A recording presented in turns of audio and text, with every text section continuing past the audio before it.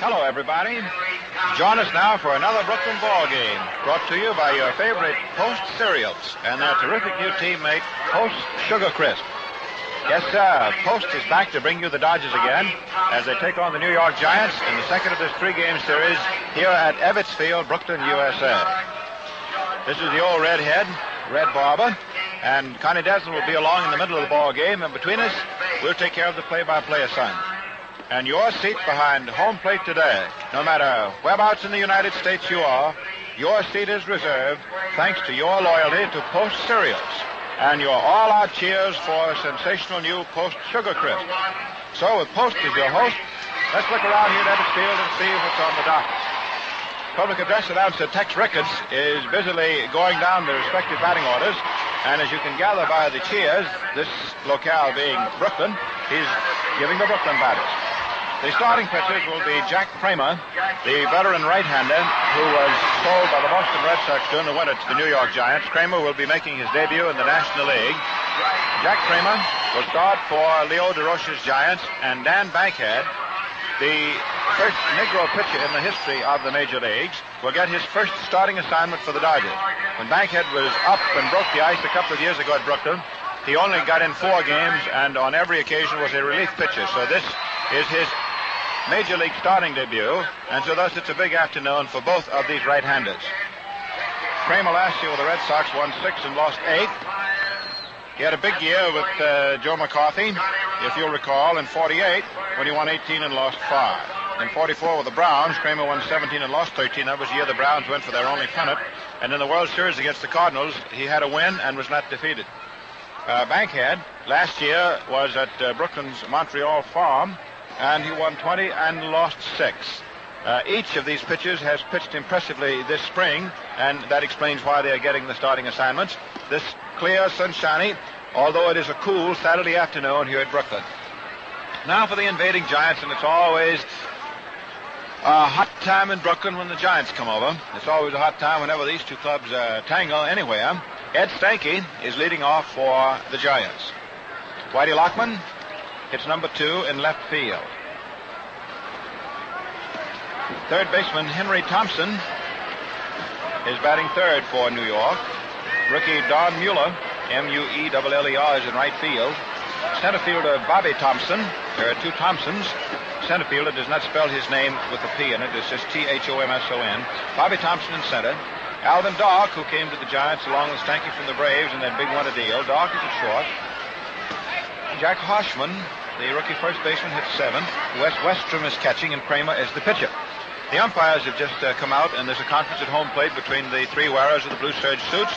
Groundkeeper Ed Durham, Alvin Dark bringing up the batting card for the Giants, and Captain Pee Wee Reese bringing up the batting order for the Dodgers. And the Brooklyn batting order that Reese has on his card is in this wise. Reese himself leading off at short. George Schuber is in left field. Jim Russell is in center field. Duke Snyder is the regular center fielder, but he has a heavy cold, which has given him some trouble. He missed the exhibition games of last weekend at the stadium with the Yankees because of this same malady. So Russell is in center. Russell played left yesterday. His first game was a Dodger. They got him from the Braves during the winter, and he had a home run and a triple. Jackie Robinson, the defending batting champion and the league's most valuable player. Robinson at second is hitting 4th for the Dodgers. Then comes Carl Ferrello in right field. Hodges, the first baseman, is batting 6th. Rookie Bobby Morgan, who is hitting very well, hits safely in all 3 games. Morgan at third. Roy Campanella, whose grand slam home run in the 3rd inning sunk the Giants beyond hope yesterday. Campanella catching, and Dan Bankhead is the pitcher.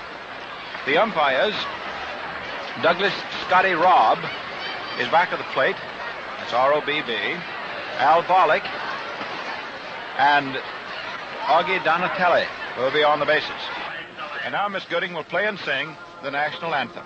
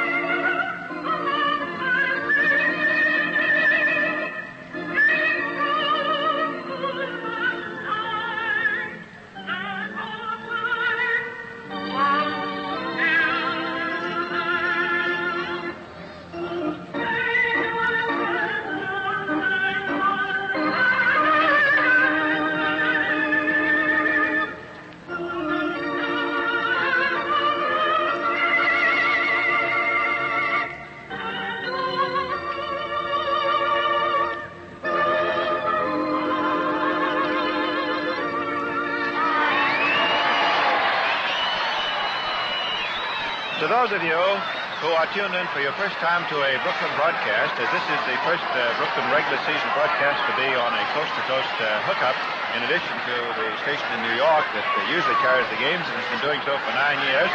That is a pregame custom at Ebbets Field, the playing and singing of the national anthem before every single ball game. Not just the first game of the year, and not just at some special holiday. That's how they feel about it here at Ebbets Field. The Dodgers have taken the field. Dan Bankhead, slender, loose-jointed right-hander. Roy Campanella, stocky catcher. That's the battery. Big Gil Hodges at first base. Jackie Robinson at second. Captain Pee Wee Reese at short. And rookie Bob Morgan is at third. Billy Cox, who might have started at third base, except he hurt his back, rejoined the club yesterday and is recovering all right. In left field, George Schuber, who's having his second real chance with the Dodgers. Schuber in left. In center field, Jim Russell, who's turned out to be a very valuable player, came to the Dodgers in that Sam Jethro deal with the Braves. And in right field, it is Carl Ferrello from Reading, Pennsylvania, and they call him the Reading Rifle. Now, Ed Stanky is first up for the Braves. In a crouch, right-hand hitter, Bankhead's first pitch, fastball high inside for ball one. Stanky, this young season for the Giants, has 3 hits out of 12 at-bats. He's stocky, small, bends at the knees, outfield a little toward left. Bankhead pitches low outside for ball two. Stanky is one of the best judges in all baseball of a pitched ball. He holds the National League record for bases on balls, and nobody gave him any deliberate walks because he was such an awesome hitter. He just earned those walks. Bankhead throws outside with a curve, and he's behind ball 3. 3 balls, no strikes. This is a momentous occasion for Bankhead, trying to make the Brooklyn club. It's his first start in a major league game. Leo DeRocha, the Giant manager, his own third base coach. Freddie Fitzsimmons is coaching at first. Now the 3-0 pitch. Ball 4, and Stanky walks, throws his bat away, and off to first he trots, so Bankhead walks the first man he pitches to without throwing him a strike. And that's a bit of a danger sign, and here's Robinson coming in from second base. Campanella goes out to the mound. Post Cereals, very happy to be your host. P-O-S-T, Post. And the newest of the Post cereals is Sugar Crisp. Grand cereal and a swell snack. And it's the hottest thing that's come down the road. Look for them in the cellophane bag at your friend the grocer's here. And in addition to the words Post and Sugar Crisp, you'll notice there are 3 little honey bears right on the front. Bankhead in Montreal last year walked about as many fellows as he struck out. He walked 170 and struck out 176. Putty Lockman, left-hand hitter for the Giants, batting at .333. Takes a call strike. Bankhead came down with his change. He slowed up on it and had it over. Campanella is most apt to make a pitcher use a change-up ball when he is getting wild. In other words, he makes him stay away from the fastball. Hodges holding first against Stanky, who's not too fast a runner. The Brooklyn infield halfway up, ready to go either way on a ground hit ball or a bunt. Outfield toward right. Lockman pulls. Fast curve swung on a fly ball out into center. Right to Russell, who comes in. He can't get it. He gets away from the ball. Suddenly sunk. Stanky goes on to second base and holds on. Russell seemed to have that ball right there up against his belt buckle. He just stood waiting.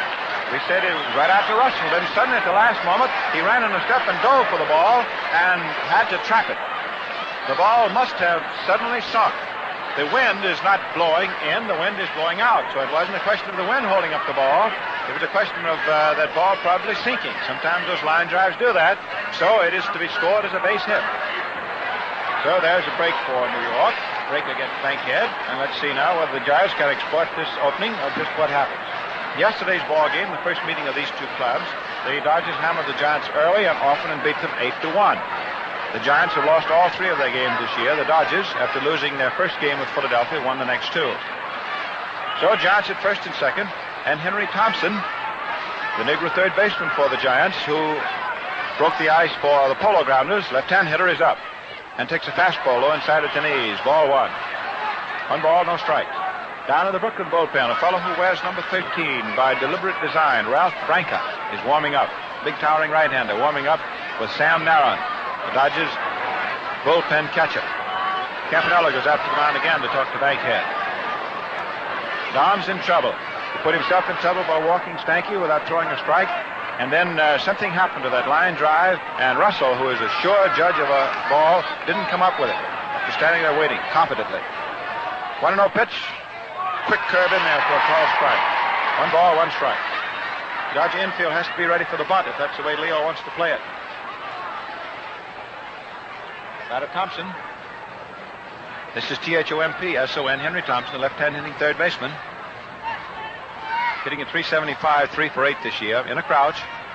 The pitch, he takes a curve high inside for ball 2. 2 balls, 1 strike.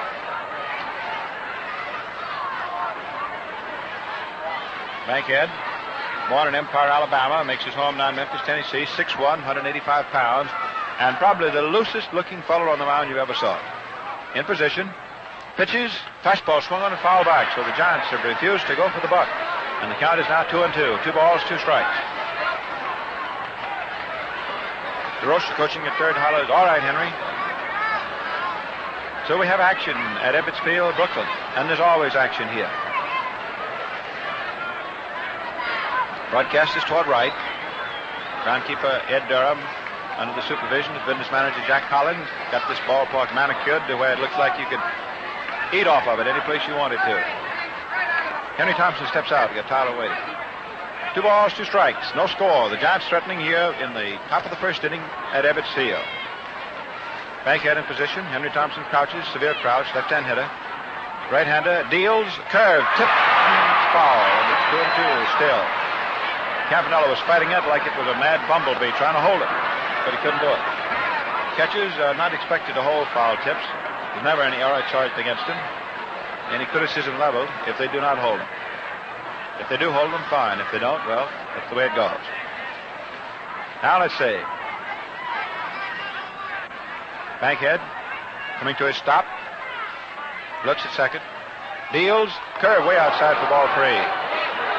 He's a long way away from the plate on that one. 3 balls, 2 strikes. Dan Bisley chewing gum out there.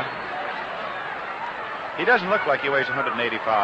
He is so bony and angular, and he has a tremendously loose hip motion. Stanky at second, Lockman at first. Stanky not too fast at second. Lockman can fly at first. Infield and double play depth. 2-2 count. They might be running. Let's see. They pitch, they don't go, and it's a curveball drilled out into right field. It's up against the wall for an extra base hit. Corella plays it on the bound. Stanky's coming around third toward the plate and scores on the single, and in the third goes Lockman, and it is 1-0 New York. And DeRoche was right when he didn't bunt Thompson when he produced that base hit. So the Giants have gone out in front and lead 1-0, have men at first and third and nobody out. Looks like you got in here just in time because the pot is bubbling here at Brooklyn.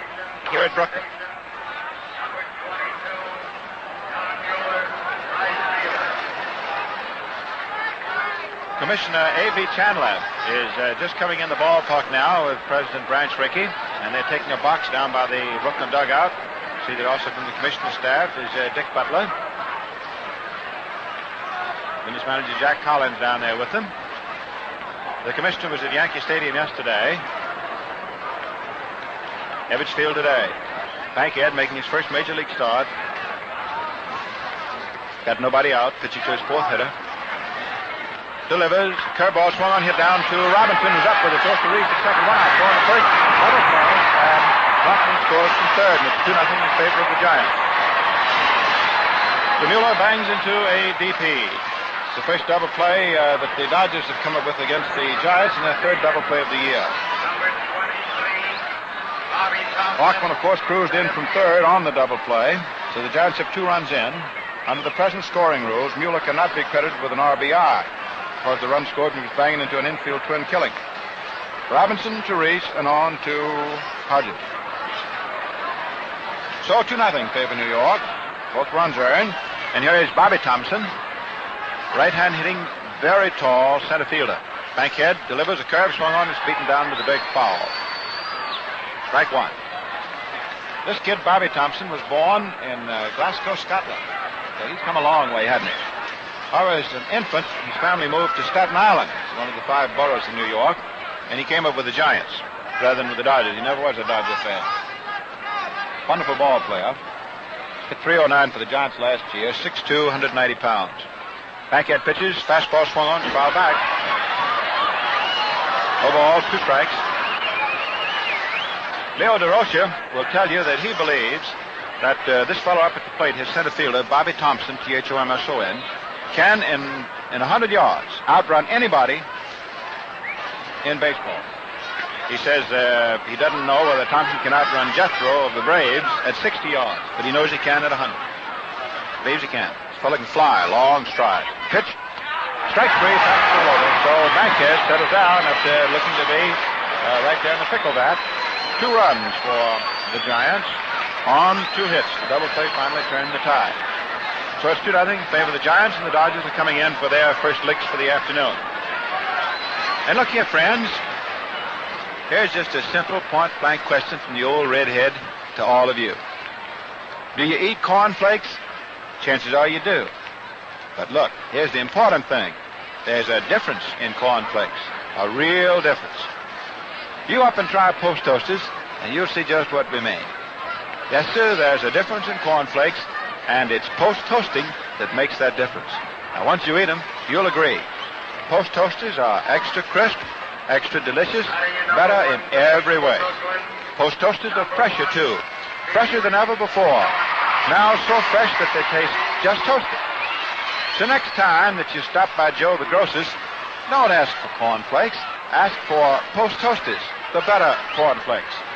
That's guaranteed fresh Post Toasters, one of the famous Post cereals. Try them all, yeah?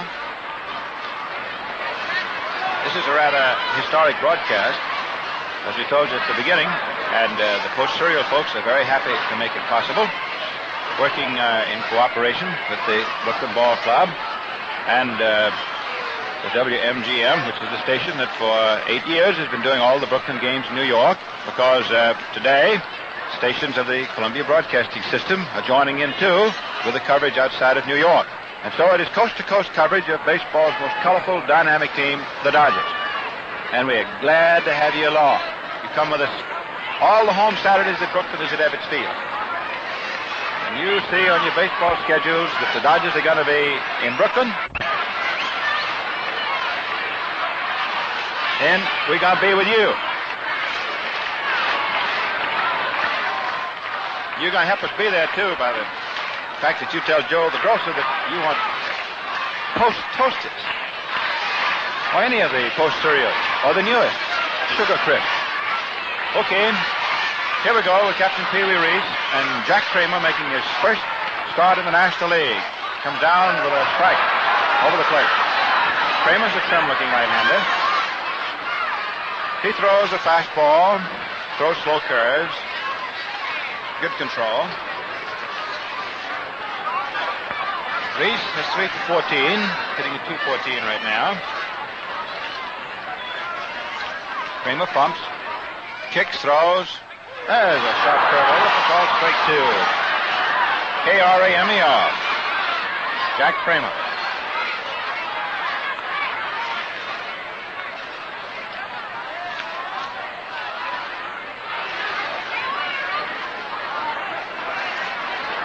Well along, 32 years.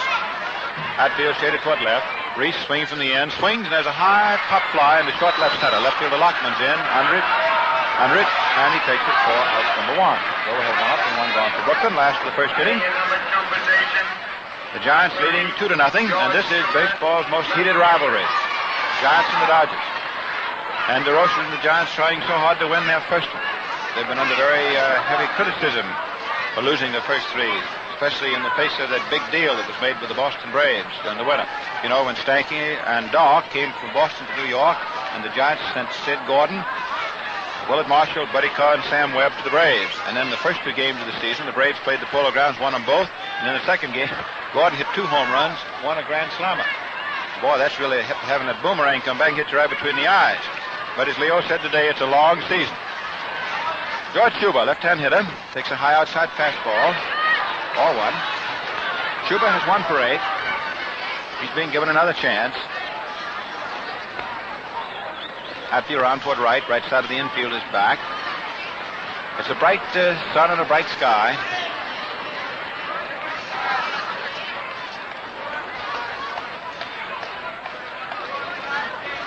Pitch. Slow curve right over for a call strike.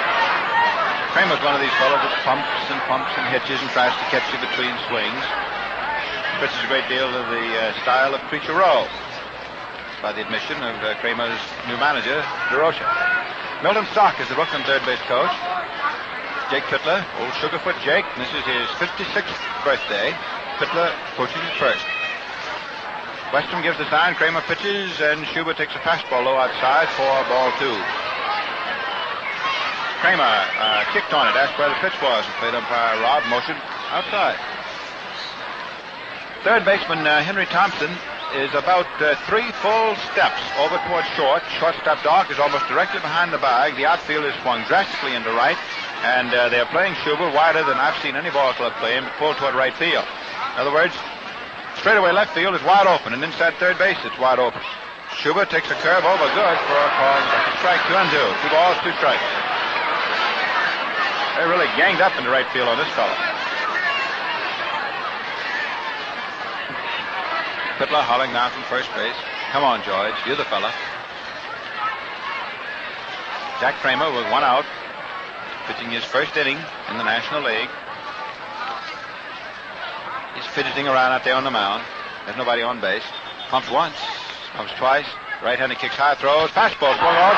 Drilled deep out into right center field. Back goes Thompson, way back in the corner, and makes the catch 390 feet away in the right center field corner. First Schubert tagged it, but it's just out number 2. 2-man gone, and Jim Russell playing his second game as a Dodger.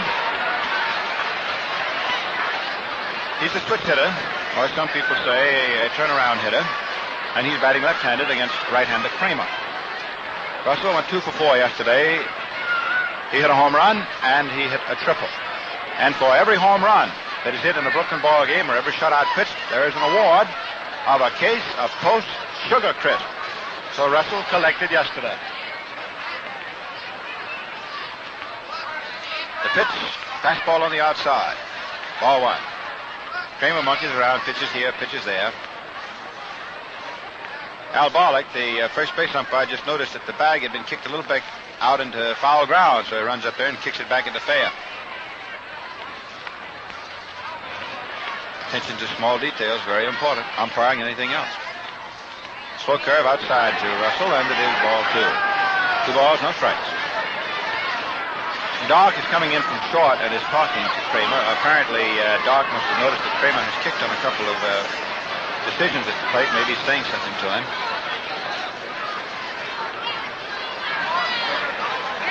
The Giants on top 2-0. They got 2 runs off Dan Bankhead right at the bell. Bankhead began his own difficulties by walking Stanky. That's the first rule in the book for pitchers. Don't walk them, and certainly don't walk that first. 2-0 pitch. Curve outside for ball 3. That was a big slow rainbow. 3 balls, no strikes. In case you just joined us on this broadcast of the best wishes of Post Cereals, Stanky walked.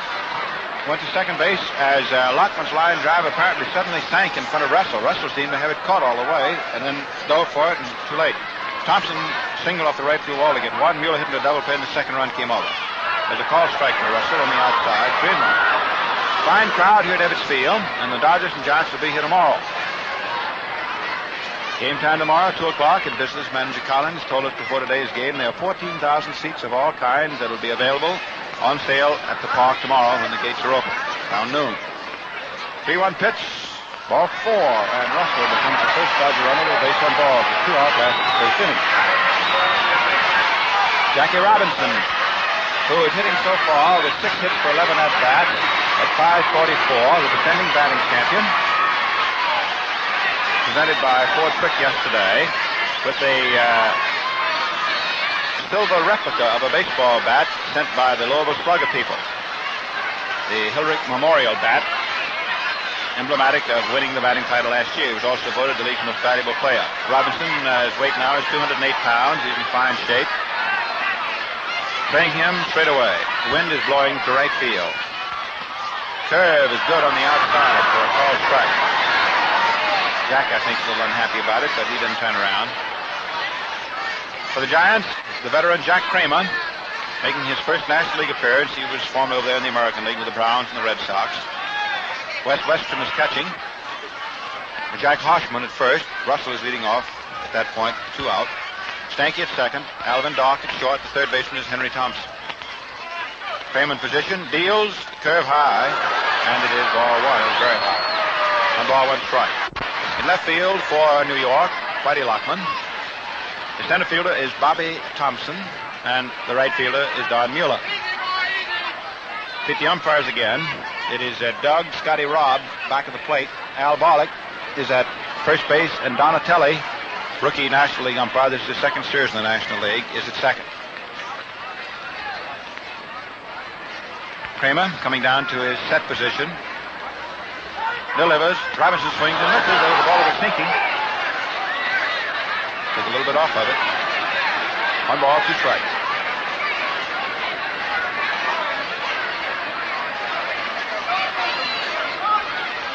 Crowd's sort of quiet for the moment, but they don't stay quiet at Brooklyn long.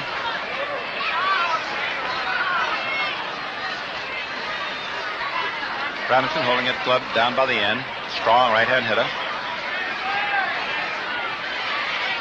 George Sisler has helped him a great deal to become the fine batter that he is.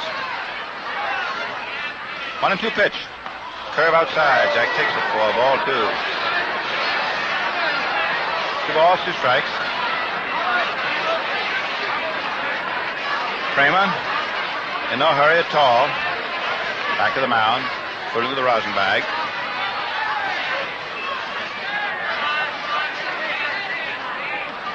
Two and 2.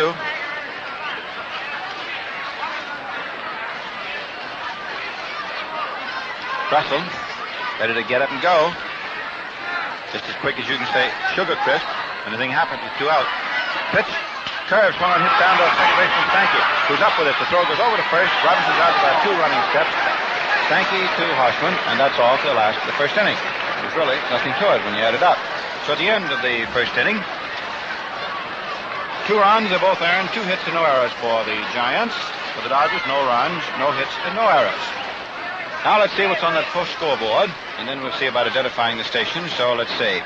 In the National League, nothing yet on the Cardinals and the Cubs.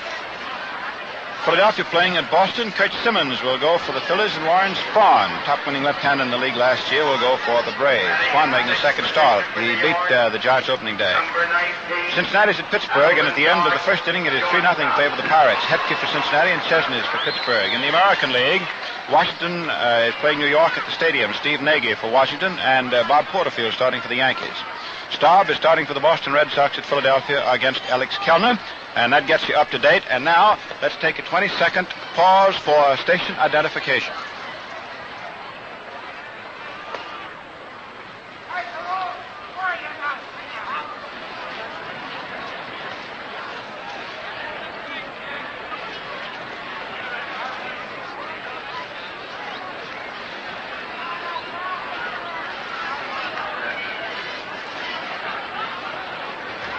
Hello, everybody, and those of you who may have just joined us, this is Red Barber speaking to you for Post Cereals from behind home plate at Ebbets Field, Brooklyn. The Giants are at bat in the second inning. Alvin Dock first up, and New York is ahead of Brooklyn 2-0. Dan Bankhead for the Dodgers delivers a fastball that's drilled in for a call strike. Dock is hitting at .417. He's gotten off to a good start with the bat. He has 5 for 12. He's a fine ball player. Open stance, feet wide apart. Takes a curve for a call strike. Nothing in 2. No balls, 2 strikes.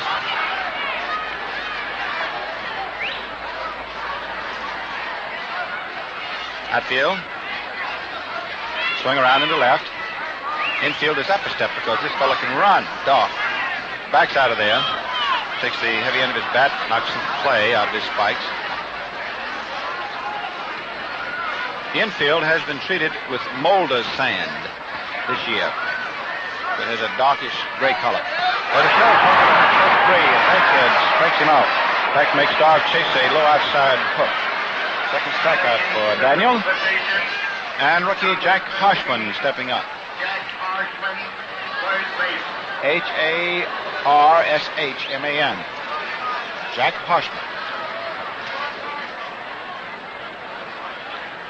Minneapolis last year hit .270.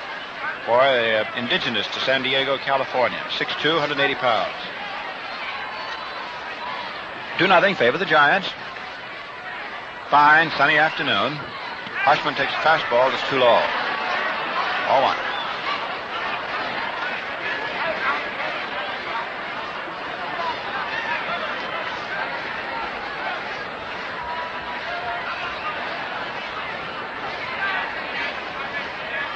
Throw. Let a curve go inside the shin. 4-2. We'll keep you posted on the other ball games as they go along.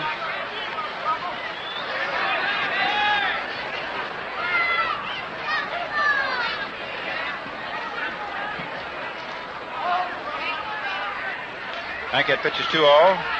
Call strike. At the end of the first inning in the ball game between the Washington Nationals and the New York Yankees, it's 1-0 favor the Yankees, who have gotten off to a good start this year.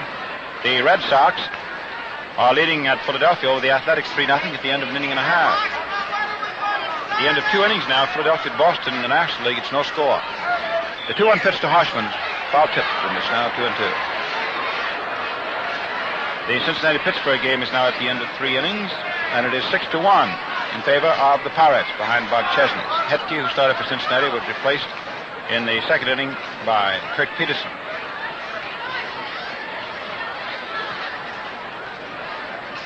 Outfield, round to the right.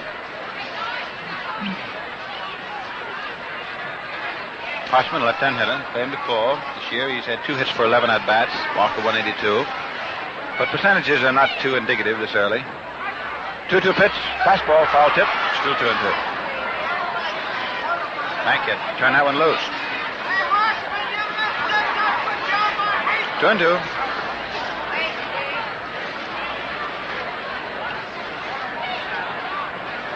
Dan steps up on the mound. He can throw that ball.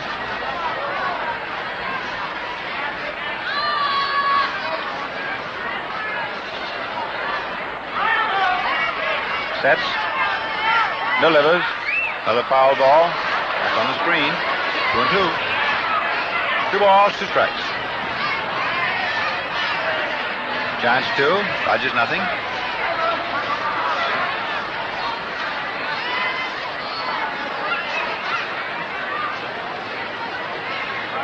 The wind is rather gusty this afternoon. At times it is strong, then it seems to slow down. But the prevailing course of the wind is out to right field, which is the short field here at Ebbets Field. Those of you who have never seen the park or heard about it, maybe we'll better describe it for you. The 2-2 pitch to Harshman, swung on, a ground foul outside first. Fitzsimmons stops it with his foot. Still 2-2. Right field at Ebbets Field is one of the famous fields in all athletics, not just baseball alone. It's a concrete wall in right field, which goes up 20 feet off the ground. Then there is an additional 20 feet of wire screen on top of it. So the right field fence, while it is short here at Brooklyn, is very high. It's 40 feet high. So you just don't pop one into Bedford Avenue, which is a big 6-lane highway in back of it, on just a little bunted ball. 2-2 pitch. The curve just missing low inside, and Bankhead and Campanella are both unhappy at Rob's call on that. It's ball 3. 3 balls, 2 strikes. Bankhead really wound up, and he can wind up on himself, too. The distance down the right field line in Brooklyn, which is relatively short, is 297 feet. Bankhead standing at the back of the mound. However, in right center field, the wall slanting away is 395 feet. Then you have double-deck stands beginning in right center field and going all the way around the rest of the park and coming right back into the right field corner. In other words, it is just right field itself that has the wall. 20 feet of concrete, 20 feet of screen, and the scoreboard is also out there. And the scoreboard is stuck out in front of it, which causes a series of angles. The 3-2 pitch. Strike 3 swinging the curveball. It swung off. Well, Bankhead has struck out the first 2 here in the second innings. 3 strikeouts all told. He got off to a shaky start, walking Stanky, then having Lockman's line drive sink in front of Russell when it looked to be a certain catch for an out. Then Thompson hit the right field wall for a single, the wall we were talking about. Mueller banged into a double play. The Giants had 2 runs, but from that time on, Bankhead has gotten 5 outs, pitching to his last 4 men. Wes Westrom, the right-hand hitting catcher for the Giants, been around parts of the last 2 years. Open stance. Takes a curve outside. Ball one. Weston this year has not come up with a base hit, and he's been up officially 6 trips. 2-0. Favor the Giants.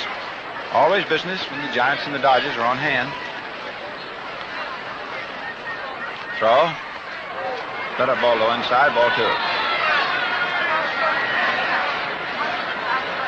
For cereal folks from Battle Creek, Michigan way, very happy to be sending you this ball game from Brooklyn way. And whenever the Dodgers are home on Saturday, so will come these broadcasts. 2-0 pitch. Curve over. Good. Call strike. 2 balls, 1 strike. 2-1. Outfield toward left. To play Western to pull. Bankhead, a right-hander deals. Fastball low outside. 4-3. 2-0 hard. Fitzsimmons coaching at first hollers, "Hey, Wes, come on, get a good ball." Ebbets Field is one of the smallest ballparks in the major leagues. It seats nominally about 32,000. And part of its great charm is its complete and immediate intimacy with the game itself. You're never far away from the players. 3-1 pitch, curve swung on and fouled on top of the third base stands and out of the park. 3-2. So whenever you are at Brooklyn, you are actually in the ball game, so to speak. You don't have any great chasms and caverns and yawning distances, etc. You can see the players, hear them, hear what the coaches say. There's a lot of truth in the statement that is endured through the years. There's never a dull day with the Dodgers, and certainly never at Ebbets Field. Something in the atmosphere around here. If something's going to happen, it'll happen here at Brooklyn. 3-2 pitch. The high fly ball resultant deep out into left center. Russell, the center fielder, is under it, waiting. He's got it. That's all. Nothing across for the Giants in the top half of the second inning. In the end of an inning and a half, it remains New York 2 and Brooklyn nothing. Carl Ferrello coming on now to be first up for the Dodgers, last of the second inning, followed by Gil Hodges and then by Bob Morgan. Jake Pittler coaching at first base for the defending National League champions. Mervyn Stark at third. Ferrello, who's hitting in August and September, had much to do with Brooklyn coming up with a pennant. He was hitting almost 500 there in the stretch, and that's the mark of the ball player that he is. Ferrello hitting now 3-for-15, 231. Outfield back into right. Stanky on orders from DeRoche on the bench moves back deep to second base. Right-hander Kramer pitches a curve. It's a called strike. It's a big slow bender. Broke away from the hand and caught the inside slice. No balls, 1 strike.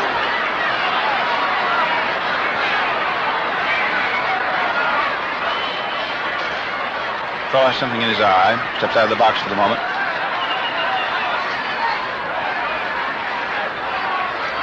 Kramer popping. Veteran right-hander. Kicks, throws. Let a ball in on the hands. He tried to make that look like the pitch just now when he broke the curve off the hands and over. But Ferrello stayed off of it, and the count goes to 1-1. Kramer uses a lot of slow stuff.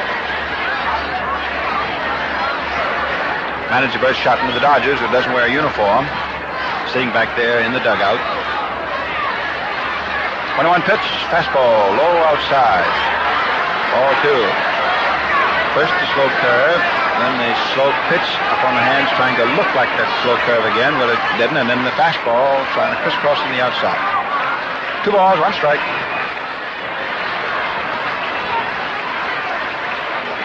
Ferrello choking his stick just a little. He's quite strong. 2-1 pitch, fastball outside, 4-3. So Kramer is behind now, 3-1. Ferrello has the orders. He looks at third base coach Milton Stark, who usually is the central man in the Brooklyn wigwag system. Stark, of course, keeps his eyes glued on Boss Schotten. They're in the dugout for the word. In the major leagues, these fellas just don't go out there and do as they please. They take orders.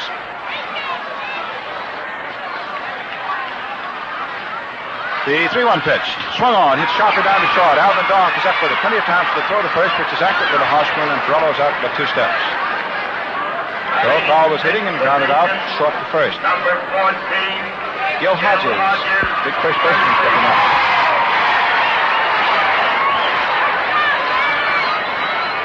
Continue giving you some distances at Ebbets Field. To the straightaway lower center field stand, it's 393 feet. Right center field to the lower stands, double decked out there, 351, and in the left field corner, 348. Big Hodges has really been hotter than a $2 pistol. Hitting at 700, 7 for 10. Big, strong, strapping right-hand batter, outfield toward right. Takes a fastball for a foul strike on the outside above the knees. Hodges is a magnificent athletic specimen. I don't know of anybody who has ever seen him that wants any part of it. He has the least trouble of any man on the face of the earth. And he's awfully good-natured, which everybody says is just grand. But if you're that strong, you ought to be good-natured. Fastball inside on the short ribs. Takes him up again. 1 ball, 1 strike.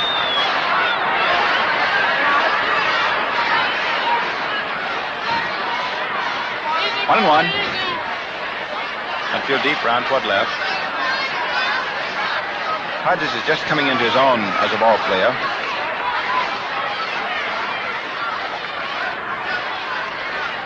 Big, strong guy from Indiana. 1-1 pitch, swung on. There's a high ball deep out of the left center field. Way back, Thompson goes back close to the stand. It's in there for a home run. Hodges has hit his second of the season. It's his 8th hit on 11 at bat. And that's the second time that he has tapped the till for a case of Post Sugar Crisp. Here he is running his home run home.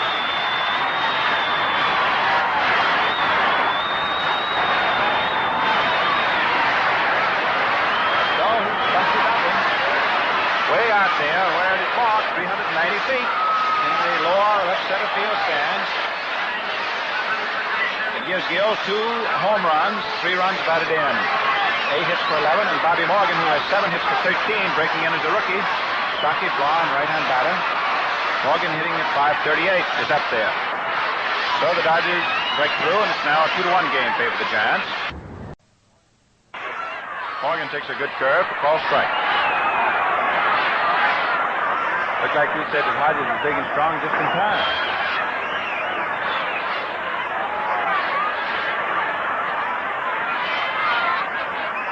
Infield straightaway on Bobby Morgan, who was the batting champion, hitting at 337 in the National League last year, and the league's most valuable player. Takes a fastball high inside, ball 1. Vance Brickey's farm system keeps pushing up one promising player after another to the Dodgers. And the great baseball dynasty being built for Brooklyn.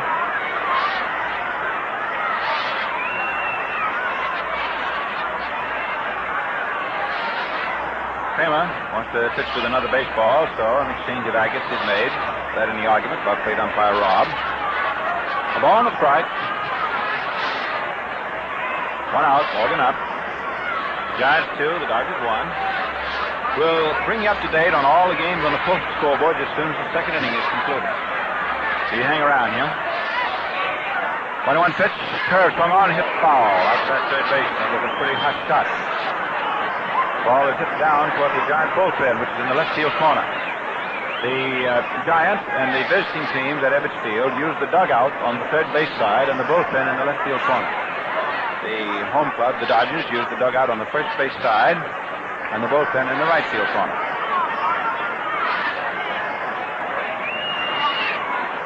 Morgan in the crouch. Ball in the strike to the count. Kramer pumps once. Veteran right-hander pumps again. Kick high and throws, and Morgan fouls it back.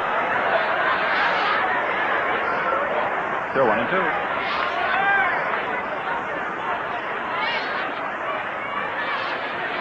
$55 baseball is taken out by the umpire's ball boy. Doc from Jensen Scott had a little visit with the pitcher.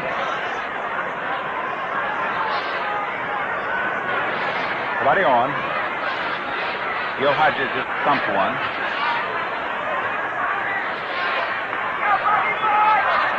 Throw, curve, one on, and Hodges gets the ball out to the left field corner. Lockman goes over and makes a nice catch of it. Still out number 2. Lockman can go. 2 down, and Roy Campanella, who really hit one for our case of Sugar Crisp yesterday, a grand slam home run, the first in his major league career. Campanella stepping up. Roy has 3 for 7 this year, hitting at .425. He's rated by a lot of knowing baseball people as the best catcher in the game. Bar none. Stocky, powerful, catch every day. Hatfield, down toward left. Kramer delivers, and Campanella sits down. The ball right at his catch. Down he went. There was a fastball. The ball players say that would have been stuck in his ear if he hadn't ducked. It's a rough game, this baseball. You don't think so? In fact, as anybody who's connected with baseball winces when you say that it's a game. Players, their wives, club executives. It's a business and it's a rough. Okay. Kramer deals and Campanella swings and fouls it off. Fastball coming in there. He took just a little bit off of it. 1-1.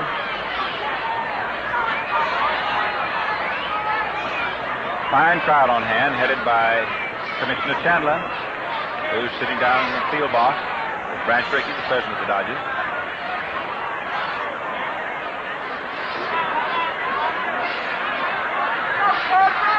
One pitch. Ball strike. On the outside. Throw the knees. 1 ball, 2 strikes. 2 men out. Giants leading by a tally, 2-1.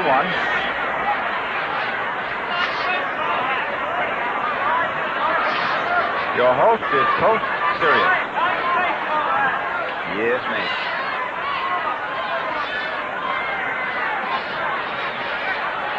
Kramer has a little trouble reading his sign, hung out by Weston. Ask for it again.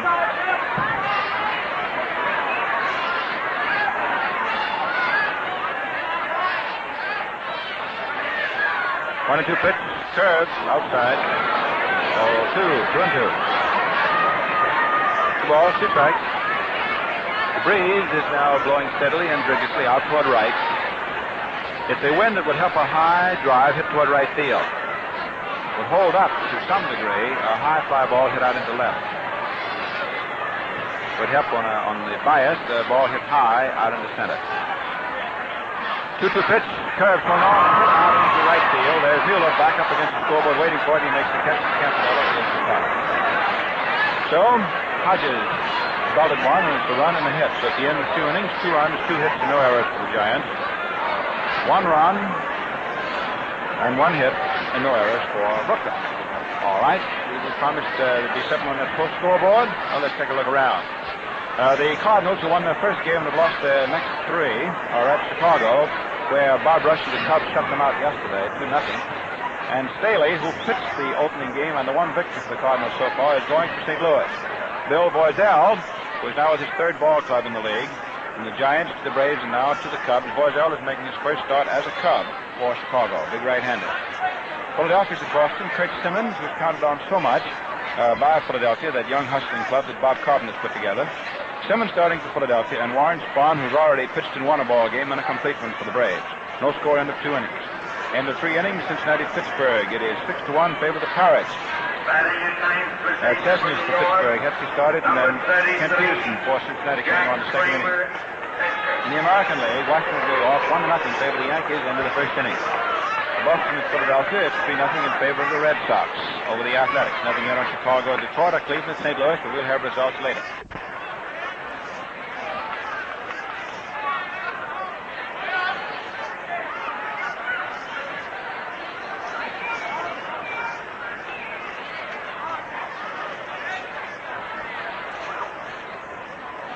Now we move into the 3rd inning, and pitcher Jack Kramer is the first Giant hitter. Hatfield back at the right. The wind has shifted and is blowing toward the right field corner now. Kramer, right-hand hitter. Bankhead pitch to the curve over for a strike. Kramer hasn't been up in the National League this year, so of course we don't have any batting percentage for him.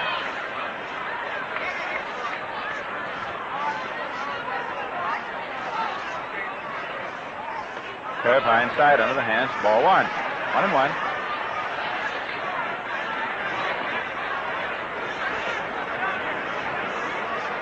Things going quietly to the second. They won't stay that way long here at Brooklyn. 2-1, favor the Giants. Bankhead's pitch. Fastball is high and inside for ball 2.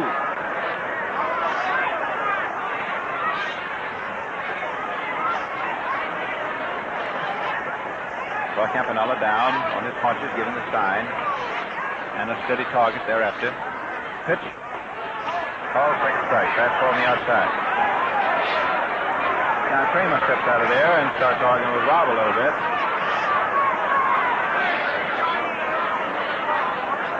Two and two. Hiroshima is hollering from where he's coaching at third base to Rob.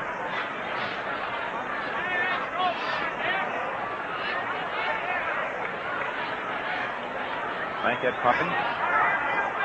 Loose right-handed pitcher, 2-2. Curve swung on to the high fly ball in close to the left field foul line. Kluber's over. He's under it, and the left fielder has it. 4 out, number 1.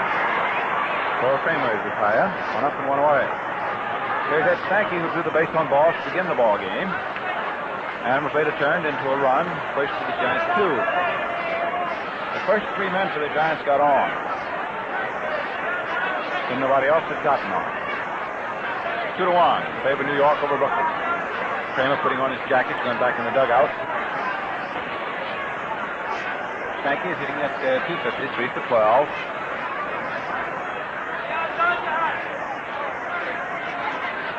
Bankhead deals. Fastball high inside, ball 1. And he hasn't thrown a strike to Sankey today. He walked him on 4 straight pitches. Again matters this afternoon.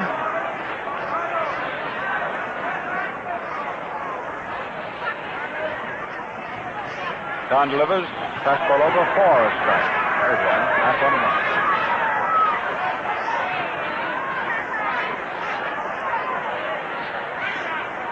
Ball and a strike.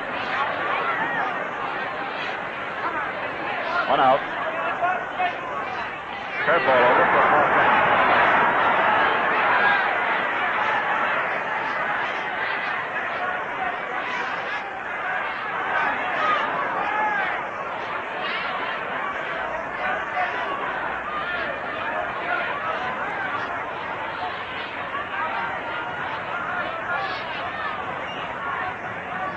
Throw, low outside. Now 2 and 2.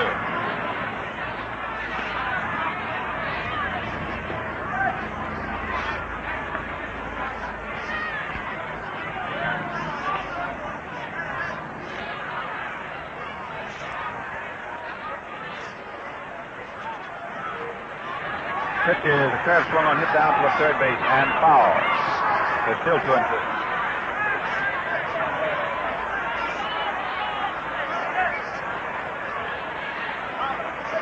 2 balls, 2 strikes.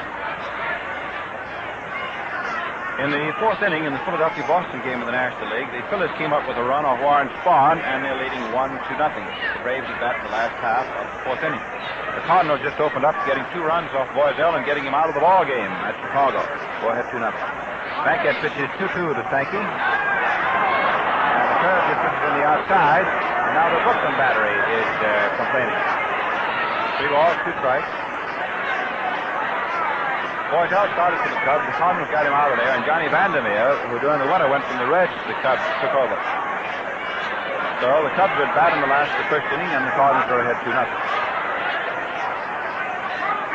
The Giants are leading the Dodgers here at Ebbets Field, 2-1. Sankey's the hitter. 1 out, nobody on.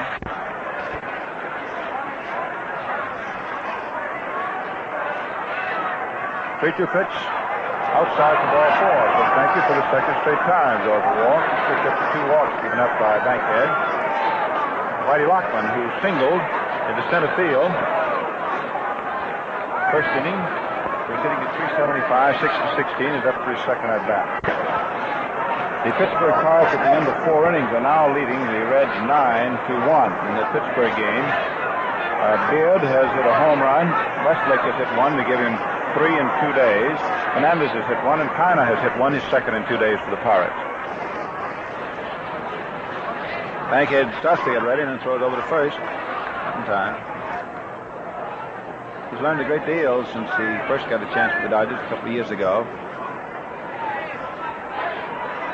Comes down. Stops and throws. The curve swung on. There's a high fly ball in deep center field. Russell goes back, sets, makes the catch. Stanky is starting for second base, and here's the throw coming into Robinson, and Stanky is safe. He makes it. Russell's throw into Robinson, the second baseman, was just on the shortstop side of second. Jack had to go out to the ball and then try and dive back in, and Stanky surprised him and tagged up at first and went into second base. The ball was hit right back up against the center field wall, 390 feet away. Well, that's Stanky, I guess, figuring that his old teammate Russell doesn't have that much on. They were both from the Boston Club together last year, the year before. Well, Russell looking in the ground. I guess he wondered, well, how did Stanky, who's not so fast, get that jump and beat me? He did it. So, 2 out. Stanky's in scoring position, as they say in baseball, at second base. And Henry Thompson, left-hand hitting third baseman, who singled and got in the Giants' first run. The first inning is up. He's 4 for 9 this year, hitting .444. It's 2-1, favor New York. Bankhead delivers. Curve is low. Ball 1. 1 ball, no strikes. Stanky at second. Be careful not to get off too far.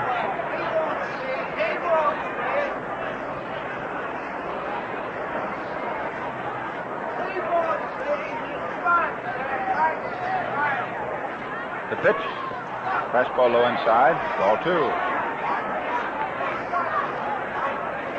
Bankhead asked for another apple. Exchange is made. The Post cereal people, and the newest to the Post cereals is Sugar Crisp, and it's going like wildfire. Very happy to bring you this first regular season Brooklyn baseball game, not only in New York, but on coast-to-coast hookup all over the country. Glad to have you. Every Saturday the Dodgers at home, be the same. 2-0 pitch. Curveball too high for ball 3. 3-0.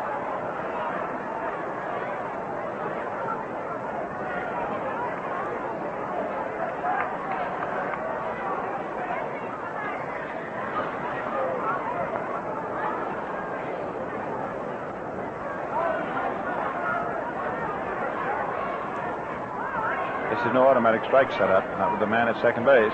3-0 pitch. Over for a call strike. Thompson is taking. 3-1.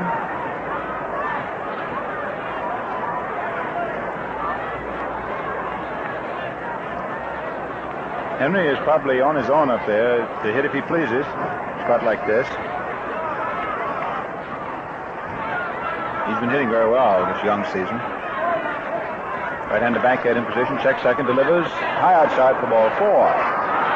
So Thompson walks. That's the third walk given up by Daniel. Men at first and second. 2 out. Top of the third. Campanella goes out to the mound. Talks to the pitcher.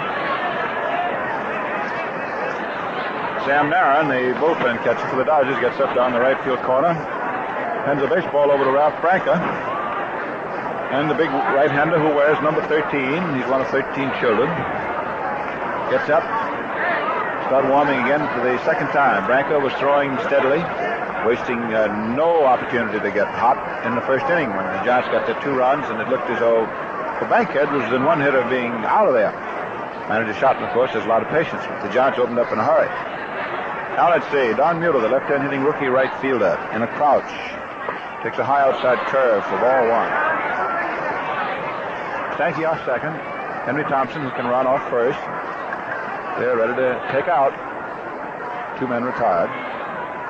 2-1, New York. The pitch. Curve swung on. There's a high pop fly in the short left field. Shortstop Reese is back. He's under. Shortstop's under and has it. Out number 3, and the Giants stretch goes by the boards. No runs, no hits, and 2 men left. A wise man seldom makes predictions about baseball or anything else, but when something's practically surefire, you can't resist. And if ever I saw success in the making, it's our new Post cereal, Sugar Crisp. In city after city, wherever it's been introduced, Sugar Crisp has been a smash hit overnight. So when we say it's going to be one of the biggest selling cereals in America, We are not just moving our molars. Have you tried it yet? Sugar Crisp, you know, is made of delicious big wheat puffs toasted with sugar and honey. You just add milk or cream, and you've got yourself a truly tantalizing breakfast dish. In fact, friends, Sugar Crisp is so good you'll want to eat it right out of the bag. For breakfast, it's dandy. For snacks, it's so handy. Or eat it like candy. Get a good supply at your grocer's, will you? Look for Sugar Crisp in the red, white, and blue bag with the 3 brown bears. It's a Post cereal. Well, let's take 20 seconds now and hear who everybody is. We'll pause for station identification.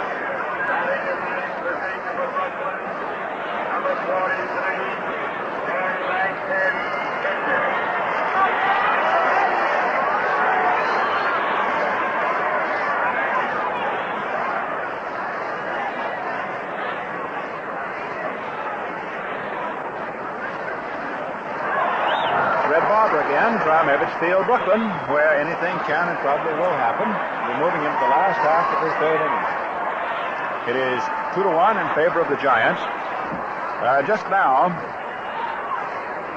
DeRocha rather loudly hollered for plate umpire Rod and put up quite a squawk. A lot of talk, but much ado about nothing.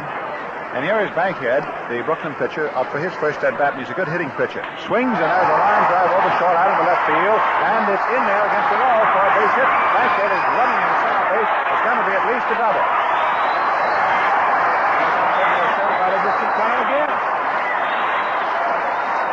Boy, he really took the toenails off that one. Bingo, big line drive.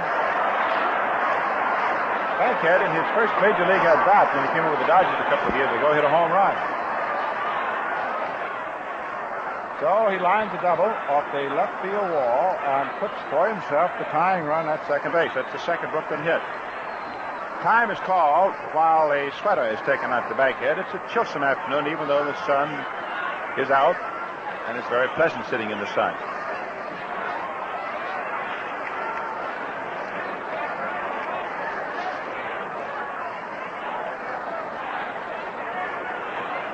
Stan Strahl, the Brooklyn bat boy, has just carried a jacket, a windbreaker, out to Bankhead. The Dodgers are wearing their home whites, and the Giants are wearing their road grays trimmed in black and orange. Westrum is down, giving the sign. Pee Wee Reese, who flied out to left field, his first at-bat. Hitting at 200 so far, 3 for 15. These batting percentages we give you are right up to the time the batter is there at the box.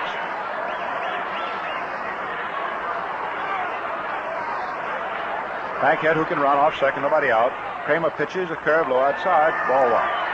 Speaking about our batting percentages, we're very happy on our broadcast to have with us a very competent young statistician, Bob Posadi, been with us for the last 3 years now.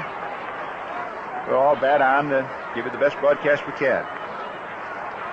We got a fellow we want you to meet in the 4th inning, too, that you're going to like. A fellow named Connie Desmond. He and I have only been together 8 years. We're almost on speaking terms.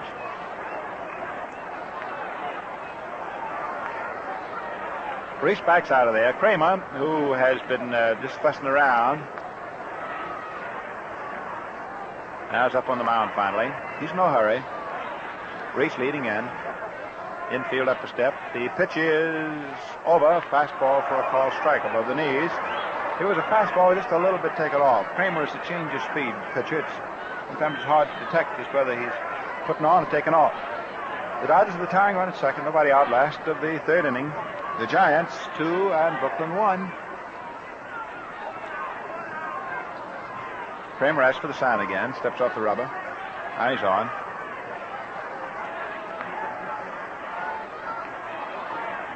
Right-hander sets, pitches, a curve on the outside corner for a call, second strike. And Reese walks out of there. 1 ball, 2 strikes. If you're going in for personal popularity, don't take up the profession of umpiring. Anytime you call a player that's anyways a tall on the borderline, it's as sure as you call it, you're going to have 50% of the fellows in these monkey suits out here unhappy. 1 ball, 2 strikes. Wind blowing out to right field. Reese is a left field hitter as a rule.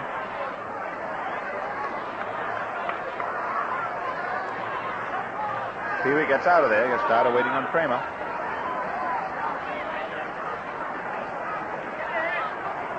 Veteran right-hander comes down, stops, delivers, curve outside for ball 2. 2-2.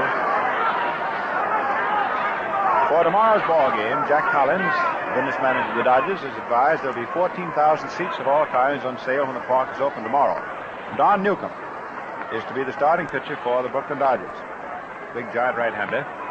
While for DeRocha, it might be Marty Kennedy, or it might be Sheldon Jones. Leo said there's a possibility it might even be Hartung, one of the three, probably one of the first two. 2-2 pitch to Reese. Swung on. There's a ground ball down to short. Bankhead's going over to third. Dark throws to third base, and Bankhead is out. Dark to Henry Thompson, and Reese holds it first. So that was a nice play. Shortstop Dark over to Thompson. Bankhead figured he could get over there. He runs pretty fast. But as a general rule, when you're in a spot like that, you don't try and go over if that ball's hit ahead of you with less than 2 out. In other words, you stay up there. If there's any question about it, you stay at second base. Makes the play go to first. So what has happened is the Dodgers have accumulated 1 out, and their potential tying run is moved from second all the way back to first base. Reese is on at first. Scored as a fielder's choice. Bankhead is out at third. There was no force on that play at all. He wasn't forced to go over. The shortstop to the third baseman. And Augie Donatelli, the umpire, was right on top of that play at third, too. He had it.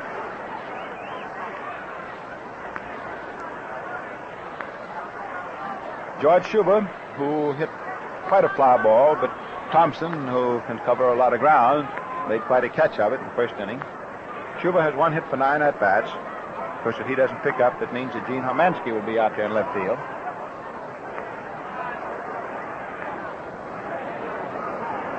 Rob takes a new ball, rubbing it up.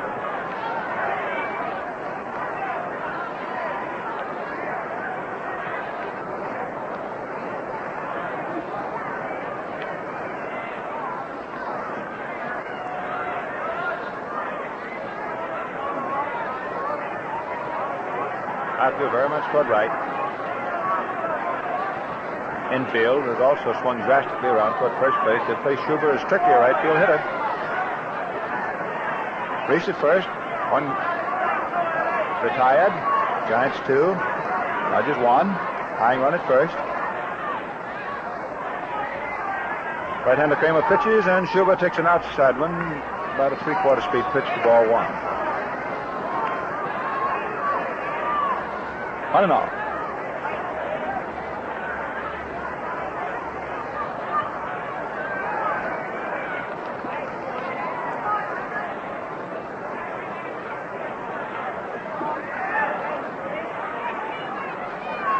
Schuber in a crouch.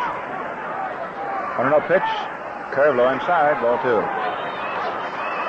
See that Eddie Brannick, the veteran and vulnerable, a very capable road secretary of the New York Giants, has moved over and is sitting with Commissioner Chandler now.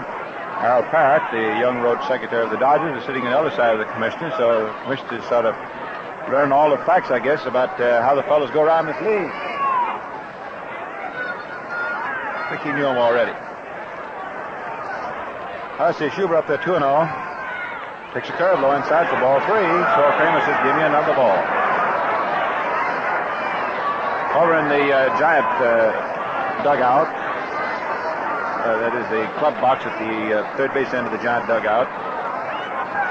Horace Stoneham, the president of the Giants, and his assistant, Gary Schumacher, who's one of the great baseball writers going to the New York Journal American before he went with Stoneham.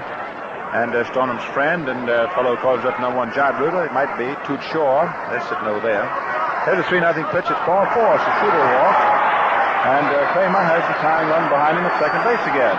Walks Schuber right here, and that pushes Reese over to second. Second walk given up by Kramer. And the Giants are a little bit stalled now. Catcher Weston goes out to the mound. Third baseman Henry Thompson comes over to the mound. There has been no activity down in the Giant bullpen where Herman Franks is holding for. And right now, There's a little merriment going on. A balloon flew out of the left field stands, and Ray Mueller, one of the Giant catchers, went out there in left field and had a little trouble trying to catch up with it. Every time he'd lean over for it, some little perverse breeze would blow it away. But he got it. I say, everything happens at Brooklyn. You just wait around. It'll happen yet. Well, here's Jim Russell. Rather stung, I think, by two different plays out there in center field. One, that ball he didn't come up with in the first inning, and that mistake he goes from first to second on the fly ball he caught just now. Russell takes the fastball over for a called strike. Russell walked in the first inning.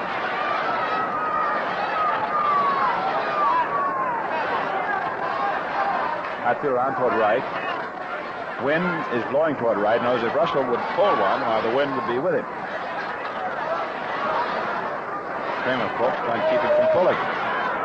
Infield is up a step or so. Reese at second, Schubert first. They both can run. Kramer deals. Fastball high outside. 0-1. You put your fellow away from him, you take away to a degree his ability to pull. Try and make him hit to the other field. Giants leading 2-1.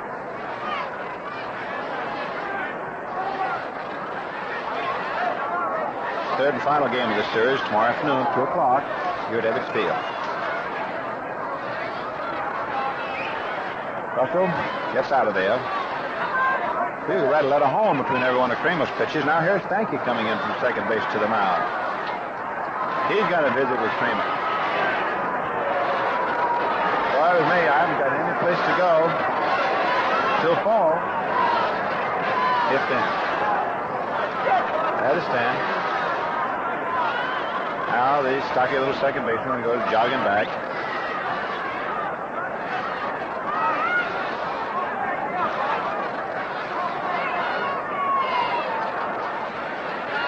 His father-in-law is the Brooklyn third base coach, making stop. 1-1 pitch. Curve swung on, hit right down to Stanky. Who's up with it over to second and off. 1 out, 2 on the first base. Double play. That's all. Russell is not having the day today he did yesterday. So that closes up matters in the last half of the third inning. The double play is Stanky to Dog and over to Hoffman at first base. 0 runs, 1 hit. So Bankhead didn't help himself when he ran over to third base when Reese hit that half-speed ground ball short. Well, folks, Post Cereals, very happy to bring you the ball games. Very quickly, let me run over the full scoreboard. At the end of an inning and a half of the Cardinal-Cub game, it is 3-1 in favor of the Cardinals. At the end of 5 innings, the Phillies and the Braves, it is 1-0 in favor of the Phillies. At the end of 5.5 innings of the Pittsburgh-Cincinnati game, it is 9-1 in favor of the Pirates. With Beard, Westlake, Fernandez, and Kiner hitting home runs. That gives Westlake 3 for the year and Kiner 2.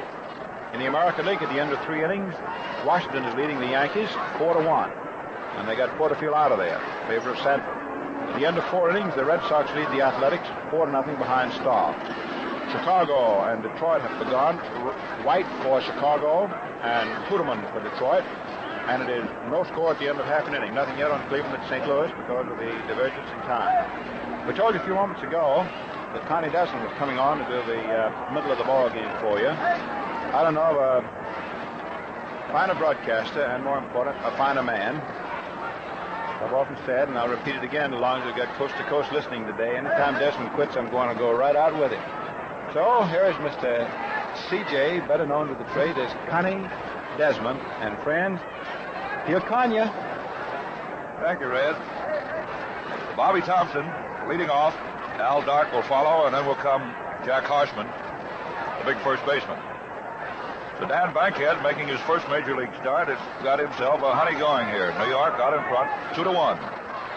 Bankhead swings into his windup, comes down with his first pitch, a curveball in there for a strike.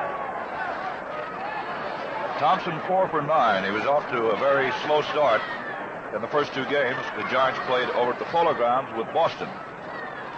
But he's found the range, getting at 444. He figures to be one of the big guns in the Giants' attack this year. He comes up almost on the tips of his toes. He levels that stick. Bankhead spins down, in through there with a curve. Strike 2 called. 2-1 the way it stands in favor of New York. Outfield is set up just about straight away here on Bobby, and they're deep. Alvin Dark waiting on deck. Bankhead serves the strike 2 pitch, curve outside. Of course, he can afford to throw a couple of waste balls now as he jumped ahead with 2 quick strikes. Post Cereals, very happy to be sending it all your way. Russell has gone over a few steps into left center field. Now the 1-2 pitch to Thompson. He lays off at a high fastball.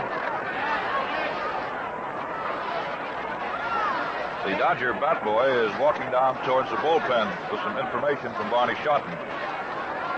Should there be any fireworks, wants a couple of fellas to be up and ready. Now Bankhead throws 2-2 again, swung on and chopped down along the third baseline. Morgan up with it. Bobby's throw to Hodges in time. 0-5-3 if you're scoring. 1 away in the top half of the 4th inning.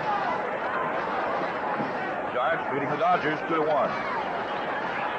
Nagy opened the ball game with a walk. Lockman singled him on to second base. Thompson got him in with a crack in the left center field, sending Lockman around to third base. And then when Mueller hit into a double play, Lockman scored from third base. That's how the Giants got their 2. With 1 out in the 2nd inning, Hodges unloaded a big 4-base blow deep back in the left center field stands. It was quite a wallop. First pitch to Dark is high for ball 1. Bankhead, after that wobbly start, has settled down. Not given a hit since Thompson, who was the 3rd man up in the 1st inning, hit a run in. Bankhead throws again, overhand fastball, whizzed right through there for a called strike. He has a very deceptive, almost swivel hip motion out there on the mound. And he's got a little fancy flutter kick along with it. Dan spins, come down the curve, outside. Dark ran up as if to bunt. Pitch was way wide. Ball 2, strike 1. Dark hitting at .385, 5 for 13. He and Stanky came to the Giants, you know, in one of the biggest, if not the biggest, winter trade. Sending Sam Webb, Sid Gordon, Willard Marshall, and Buddy Kerr up to the hub. Bankhead throws outside, 3-1. The way it stands now. 1 down here, top half of the 4th inning. DeRocher walking up and down, scratching away with his spikes there. At third base, Freddie Fitzsimmons coaching at first. Bankhead behind now, ball 3, strike 1. The pitch, way outside, ball 4, and Dark is on. Walk number 4 given up by Dan. Jack Harshman struck out his last time up. Big, tall, gangly first baseman, left-hand hitter. Had a little trouble getting that bat on the baseball, hitting at 167. Hit up 12 times and got a couple of base hits. One of them was a home run at the Polo Grounds against the Braves. Came with a couple on, too. The Giants, you know, have yet to win their first ball game of the 1950 season. Dark at first base. Bankhead's pitch comes down. Harshman steps away from a curveball that broke tight up against him. Ball 1. This, you know, is the ballpark that haunts the Giants. Oh, some of the rough ones they've lost over here.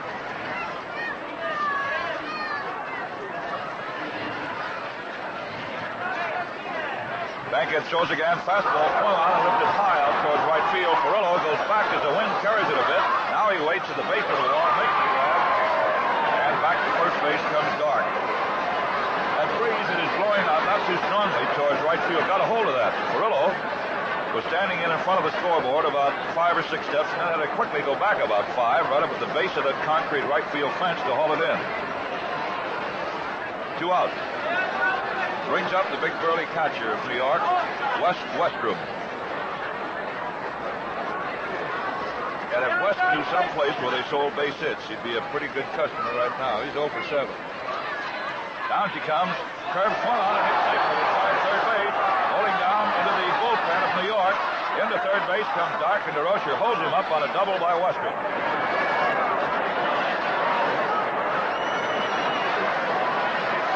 Well, he only Bankhead right now is the fact that he is going to pitch to Kramer, the pitcher.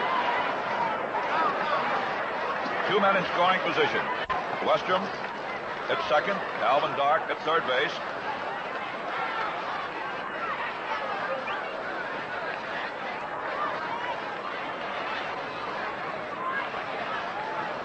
Kramer coming up, swinging a couple of sticks. He used to be a good hitting pitcher. This is the same Jack Kramer as with the St. Louis Browns and the Boston Red Sox. He had a great year in 48, won 18 and lost 5. Then in 44, he helped pitch the St. Louis Browns to their first pennant in the World Series, and he won a World Series game, too. Dodger infield laying back, of course. 2 away. They're going for the big out here. New York out in front, 2-1. Bankhead into his full swinging windup. Pumps, comes down the curveball that is low onto the knees. Ball 1. First base open. Eddie Stanky's out on deck with a windbreaker on. It's rather chilly in the shadows here at Ebbets Field. Ralph Frank is up throwing down on the bullpen for Brooklyn. Bankhead lines, comes in again with a curveball over for a strike. And it's 1-1. Bright, sunshiny day here in Brooklyn, USA. A few angels up above.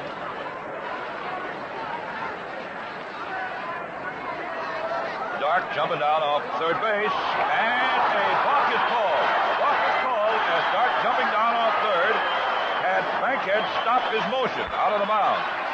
And a balk is called.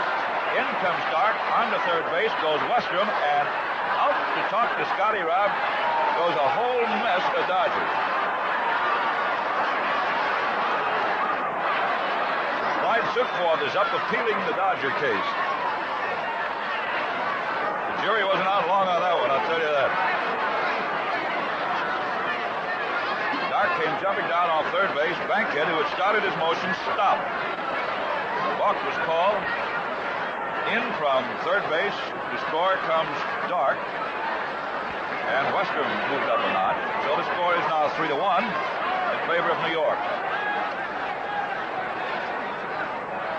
The thing that makes it aggravating for the Dodgers, not only the balk, but they were in a pretty good spot to get out of the inning with Kramer, the pitcher, up there. Bankhead winds. Down comes another one. Swung out, and there's a fly ball hit deep back in the left field. Schuber goes way, way, way, way back.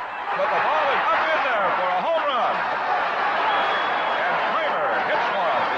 Seats. That gets 2 more runs over. Well, how about that, huh?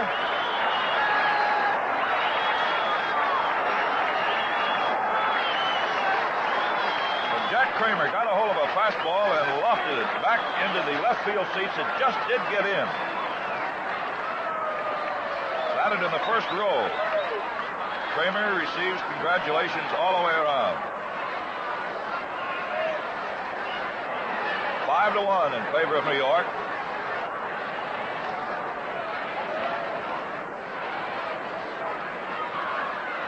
Eddie Stanky was walked both times. Stepping in now. 2 out.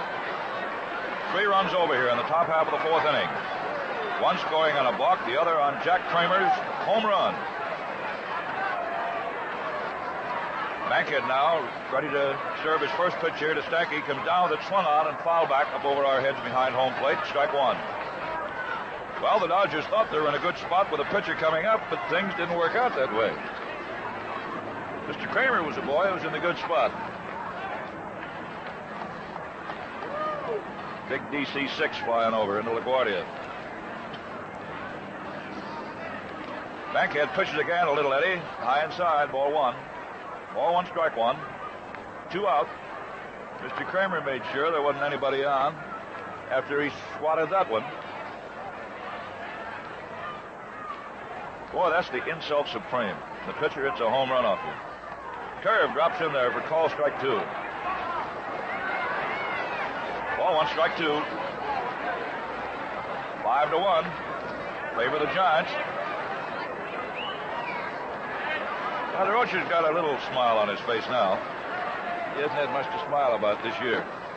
Bankhead's next one, a curve that is low. Ball 2. 3 runs in here in the top half of the 4th inning. 5-1, New York. Post cereals. Happy to be sending it all your way. Say, by the way, have you tried Sugar Crisp yet? Oh, boy, if you haven't, right after the ball game, you better get to your grocery store and stock up. They're the new cereal sensation, added to the great family of Post cereals. Now the 2-2 pitch, and it's over. Call strike 3. Frankie is out. 3 runs on 2 hits. Nobody left. Well, here it is, fans, hot off the press. The new 1950 Dodger Yearbook, complete with page after page of up-to-the-minute information of your favorite ball club. The Dodgers come alive for you in this book, in stories and in pictures.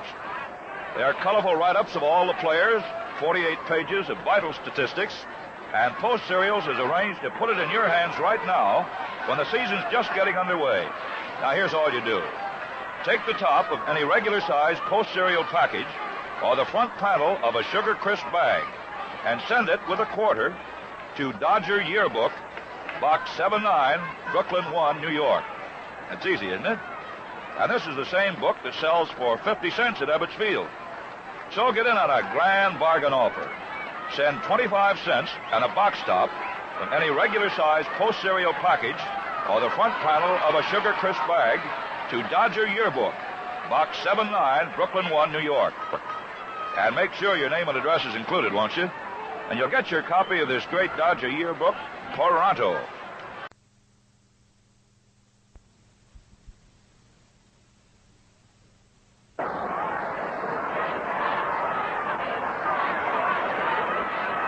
Back at Ebbets Field now, ready to go in the last half of the 4th inning. New York leading 5-1. Post Cereal sending it all your way. So the Brooks has some work to do. Robinson will lead it off. Jack has been up once and grounded to second base. Willow will follow, and then will come Big Hodges. It's been the one-man assault for Brooklyn today. Big home run. Robinson lays off a pitch that wrinkles outside. Ball 1.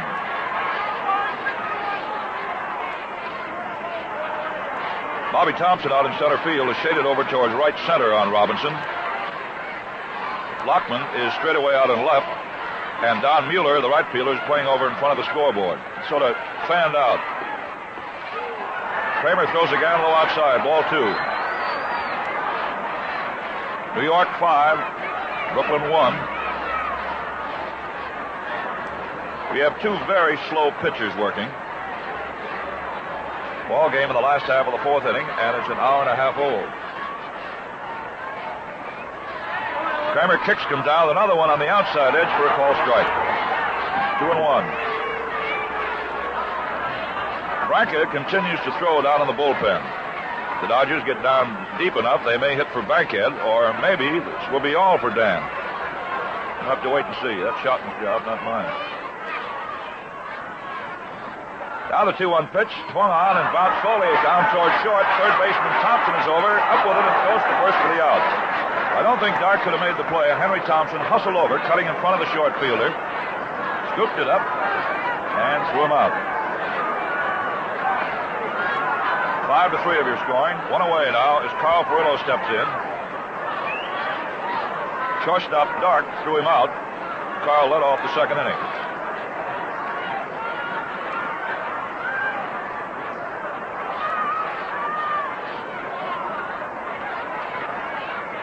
Perillo waiting.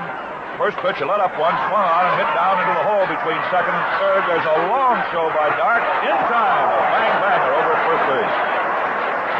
Perillo is out on a fine play by Blackie Dark.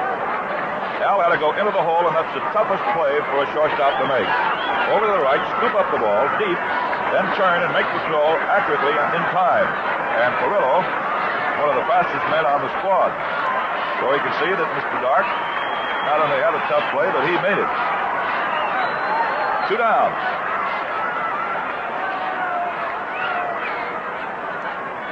Gil Hodges splashed a big home run with one away in the second inning. The second of the year. The Dodgers' lone tally is up. Gil batting at .727. Pitch outside. Ball 1.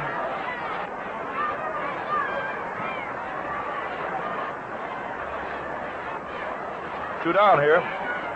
Last of the fourth inning. 5-1 New York.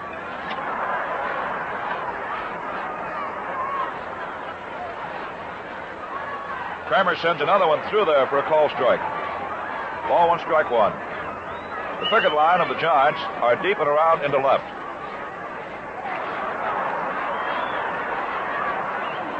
Inner defense, playing back deep. Got a fellow up there, Gil Hodges, can really overpower that baseball. Now the 1-1 pitch, overhand fastball, down on the corner for strike two call.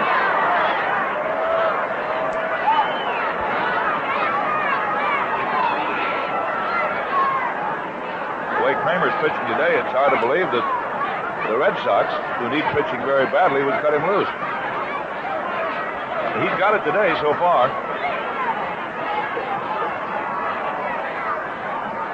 You got to get him in the clubhouse.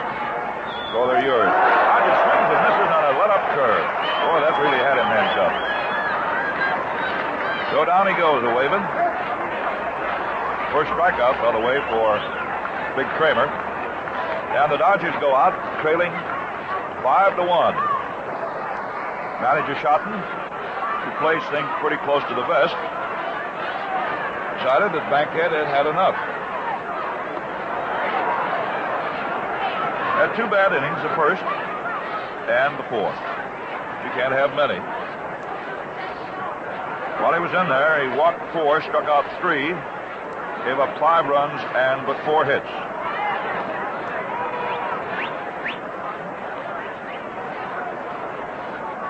Well, Ralph Branca firing him down out there. Big Ralph was in 34 ball games last year, won 13 and lost 5. Lives in nearby Mount Vernon, New York. He's a big guy, 6'3", 220 pounds. And down in the Dodger bullpen, Jack Banta, a right-hander, is up and throwing. So let's see what the Giants will do here in the top half of the 5th inning. Lockman, Thompson, and Mueller will be coming up in that order. 5-1 New York. Post Cereals, very happy to be your host this afternoon. Pitch swung on is a high pop fly ball that Reese is calling for down near third and takes it to the out. Well, Lockman is retired by Branca, who comes out here in the 5th inning on 1 pitch. Bobby Morgan, the third baseman, could have made the play too, but Reese, the shortstop, was angling over and had a better shot at it. So the Dodger captain went in for the catch. One away, top of the 5th. And Henry Thompson, with a perfect afternoon, a single and a walk, is up. Hitting at .444. 4 for 9. Left-hand hitter steps away from the fastball inside. Branca was troubled with a bad arm down at Vero Beach, the Dodgers' spring training quarters. Finally had to have abscess tooth taken care of. And then the arm trouble disappeared, so Ralph is ready to go. And Schotten has dropped him in here in a relief role. Ralph throws again and gets it in for a call strike. Now the 1-1 pitch, a let-up curve, too high. Ball 2.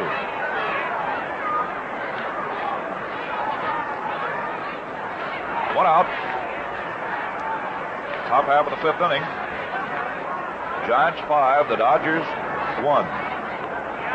Branca turns, comes down with another pitch, and this one is nicks him.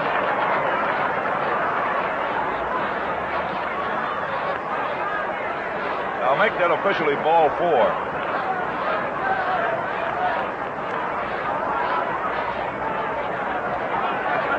This is awful close. The official score says no, ball 4. No hit batsman. So if you're scoring, put a W down next to Thompson's name. Up there now is Don Mueller, the right fielder. Dodgers infield in double play depth. Thompson goes down to second. The pitch swung on and rolled out to Robinson. Jack's throw is to first base, and Henry now is down at the pickup post. That was a hit-and-run play, and all Jack could do was make his play to first base because Thompson was off as Branca came down with his pitch. Mueller also hit it rather slowly out towards second base. There was no chance for a double play. Bobby Thompson, who took call strike 3 in the first inning and grounded out to Morgan his last time up at third. 2 out. Top half of inning 5. The score 5-1. Favor of New York. First pitch to Thompson, swung on a double slowly down along the third baseline. Morgan's got to come fast. Picks it up, throws to first, not in time. A squibber down along the third baseline. Franca came off the mound. He could not feel the ball as it trickled by him. Morgan had to come all the way. Made a bare hand pickup and an underhand throw over to Hodges, but not in time. And Thompson, who can fly, they nicknamed him the Flying Scot, you know, outlegged it for a base knock. On to third base comes Henry Thompson. So Frank is in trouble right now with a good hitter coming up, Blackie Dark. Al struck out his first time and walked the last. Banta continues the throw down there to Sam Narron's big mitt in the Dodger bullpen along the right field line. Dark, right-hand hitter, runners on at first and third, 2 out here. Dark lays off a high fastball, ball 1.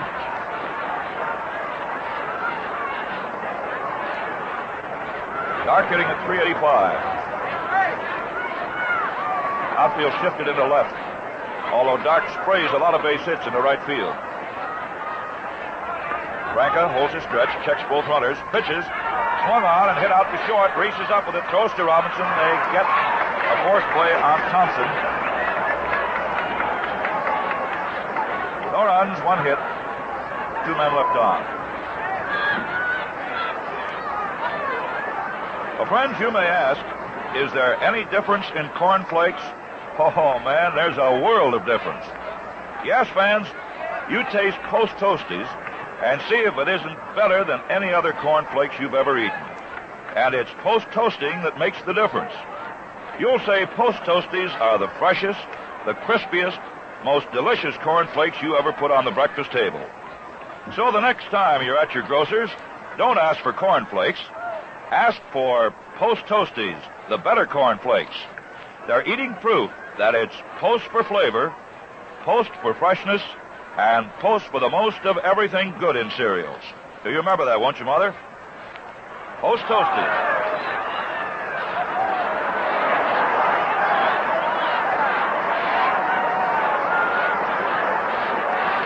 You can probably hear a little stirring around Ebbets Field.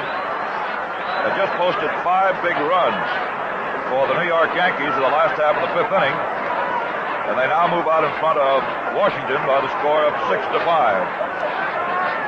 Well, those Yankees have really been knocking in runs, haven't they? Maybe we can duck in some more scores for you. The Red Sox in Philadelphia at the end of 5 innings are tied up 4-4. Stobbs against Kellner in that ball game. Chicago and Detroit have just started. Bill White for the White Sox, Art Hudeman for Detroit. Chicago failed to score in their half of the first inning.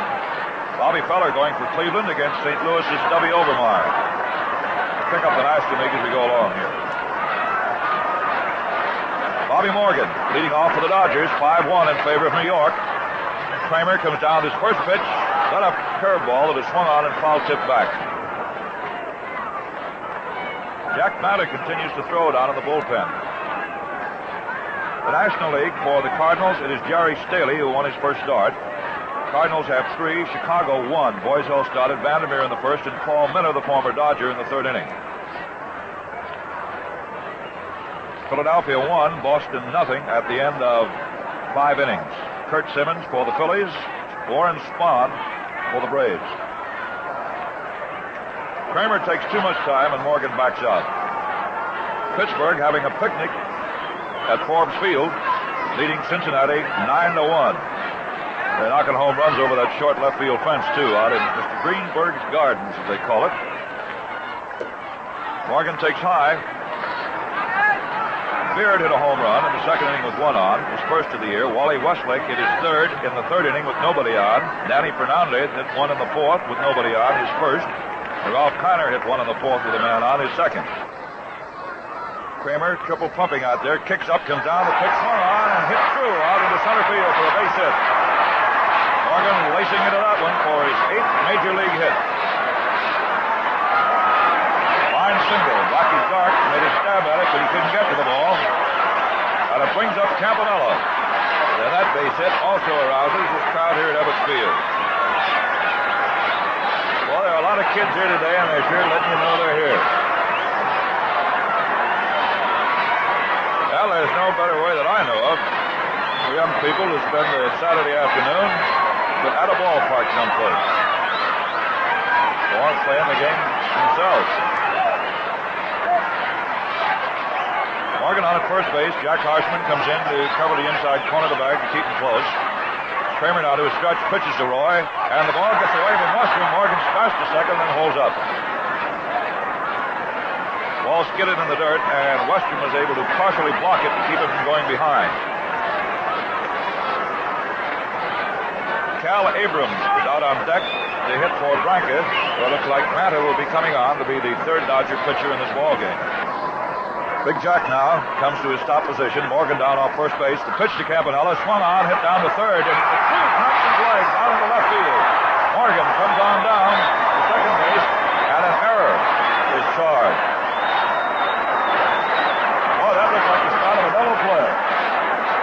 Henry Thompson, the Giant third baseman, got in front of it. And the ball went right through his legs on into left field. And he's charged with a boot. So the Dodgers see a little light as Cal Abrams now comes up and DeRocher is going to the mound.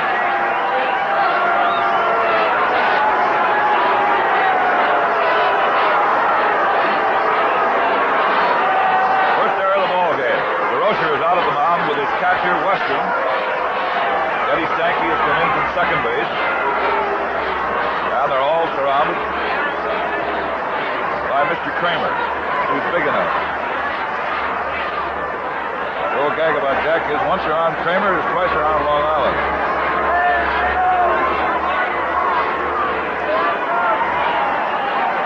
Well, the little conference out of the mound breaks up. DeRocher comes walking back to the Giant dugout, which is situated to the left of home plate here at Ebbets Field, on the third base side. Dodgers along the first base line. So Cal Abrams comes up to hit for Ralph Branca.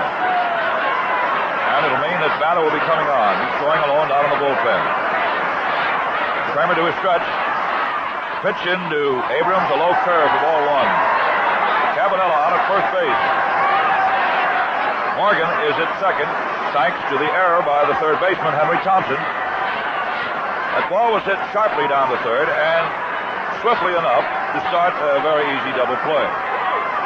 The Dodgers will take runners anywhere they can get him against this Kramer. Ball on the count. Abrams, big, strong, left-hand hitter, lives right here in Flatbush. On Kramer's pitch, fastball outside, ball two. 2-0 the count. New York leading the Dodgers 5-1, and the Brooks trying to battle their way back here. The error has opened the door for them, and let's see if Abrams here now can continue on. Reese is out on deck. Nobody out. Morgan down at second. Campanella at first base. Post Cereal's your host. Hey, mothers, you put Sugar Crisp down on that grocery order of yours? Well, if you haven't, you better do it. Right now.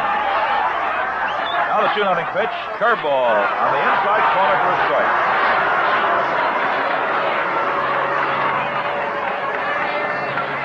Ball two, strike one. Batta continues to throw. He wants to be ready when he comes in. Sheldon Jones, a right-hander, warming up for New York. Down along the left field line. Kramer to his stretch, stops, pitches 2-1, and Abrams swings and misses. Strike two. What a ripple. To unwind him. Ball two, strike two. Billy Cox is here with a ball club but not in uniform. That bad back of his still kicking up on him. 2-2 count. Kramer trying to get pinch hitter Cal Abrams. Cal sets that stick. Kramer serves to him. Over. He got him. Beacon. There's nothing more embarrassing for a pinch hitter to go up there and take call strike three. Well, DeRocher's out at the mound once again. Pee Wee Reese coming up, bringing a couple of sticks. Well, the last board of directors meeting for New York worked out all right for them. They went out there, talked it over, and struck out Abrams. So the Rocher decided, well, if it's good once, I might as well try it again. Kramer, of course, just coming into this league, is not too well acquainted with these hitters. The Rocher has been around a long time. Just tells him the series of pitches he wants. Bob Morgan down at second base. Roy Campanella at first with one out here. Last of the fifth inning. And the Giants leading the Dodgers 5-1. Kramer now goes to work on Reese. Right-hand hitter. First pitch off the corner. Ball one. Pee-wee's having a tough time starting. He has 3 base hits out of 16 at-bats for a very low percentage of .188.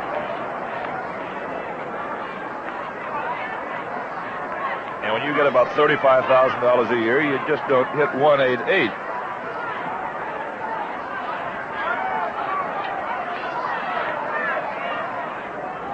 Kramer taking his time. He's in a spot here and wants to wiggle out of it. Bat is just about ready. Throwing a couple of leisurely pitches. Both runners lead away now. The pitch, Reese takes a curve outside. That was awful close. Reese didn't know whether to go at it or not. Checked his swing, and it flipped outside. Slider. Ball 2.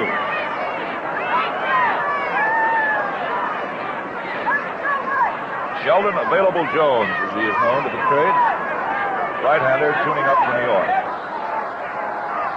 Now the ball 2, offering low outside. Ball 3. The Pirates upended Cincinnati this afternoon 9-2. That's the final score. Mark Chesney's winning his first game of the year. He lost 1, the opening day assignment against St. Louis.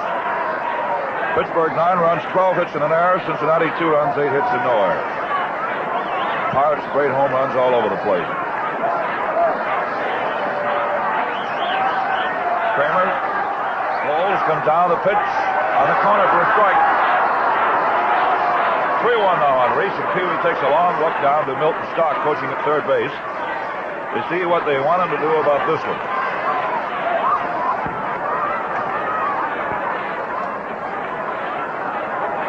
Big pitch for Kramer. Here it is. Low outside, ball 4, and they're loaded up.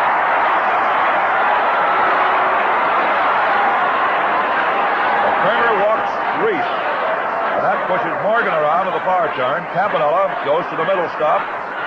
And Reese is at first base with 1 down here in the last half of the 5th inning.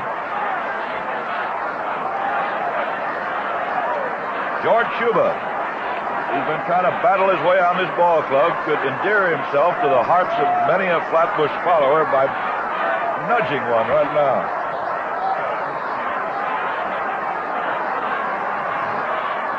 They're stacked up for him. Kramer doesn't have a place to put anybody else. Now his first pitch to Shuba. A curveball drops on the inside corner for a strike. Boy, listen to those umpires in the stands. There'll be 3 men who are going to get paid for doing their job today of calling balls and strikes and outs or safe. Messrs. Robb, Barlick, and Donatelli. Strike 1 on Shuba, left-hand hitter. Here's a pitch. There again, strike 2 call.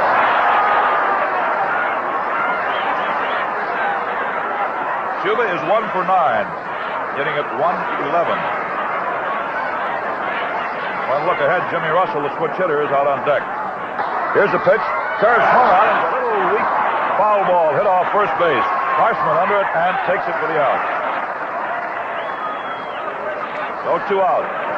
Shuba uppercutting a curveball, fouled it up and into the mitt of Jack Harshman, the Giant first baseman.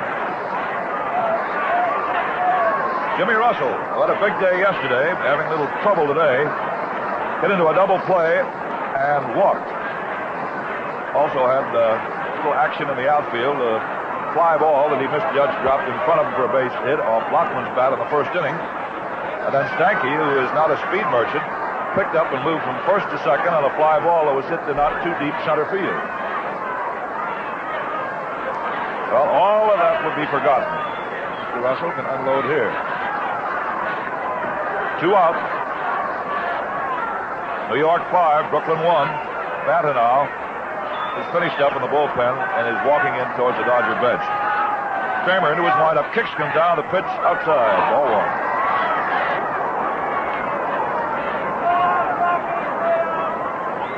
Russell 2 for 5 in this young season. Figures out the percentage of .400.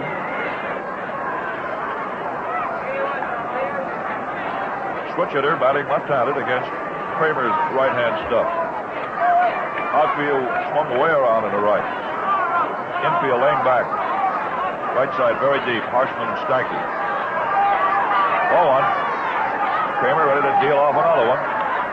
Here's the pitch. High outside fastball. Ball two. Reese at first base, Campanella at second, and Bobby Morgan at third with 2 down. That's the picture here. A nice Saturday afternoon crowd looking on. And Post Cereals sending it all your way. And friends, have you tried Sugar Crisp yet? Well, boy, if you haven't, you're missing a sensational breakfast treat. Talk of the country. Sugar Crisp. Another great Post Cereal. Kramer throws outside, ball 3.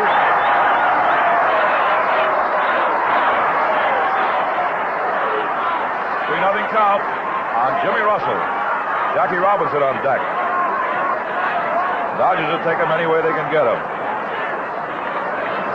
This, you know, the most heated rivalry in baseball. Giants and Brooklyn.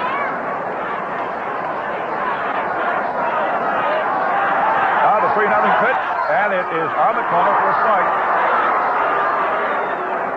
Kramer hanging on the edge out there. He's got a 4-run lead. 5-1 New York.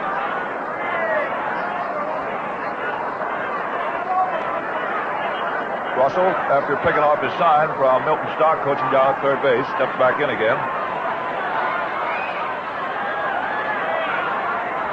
Kramer now goes into his pumping motion. The count 3-1. Here's the pitch. Right to call. Curveball to drop it in there. So after 3 bad pitches, Kramer has got 2 good ones in there, one a fastball and the other a curve. They run the count all the way down, and now the merry-go-round will start.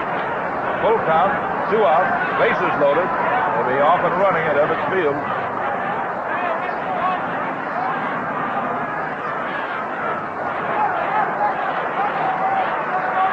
Morgan at third, Campanella at second, Reese at first. 2 out. Everybody goes. Kramer into his full windup. Here comes a pitch, and it is low for ball 4.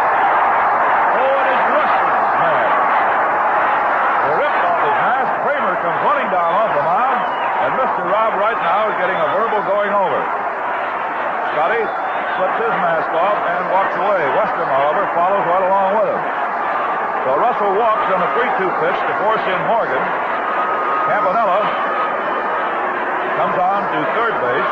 Reese goes to second, Russell to first, and it is now a 5-2 ball game. The Rocher goes to the mound, is kicking away at the dirt out there, and things are hot. A 5-2 ball game the way it stands right now. Jimmy Russell just walking with a sack soaked. Forced in Morgan. And you must credit Russell with a run batted in, by the way, if you're keeping score. And brings up Jackie Robinson, the National League defending batting king. Boy, a big blow to get the Dodgers right back in this one. 5-2 New York. Kramer waddling around in trouble out there.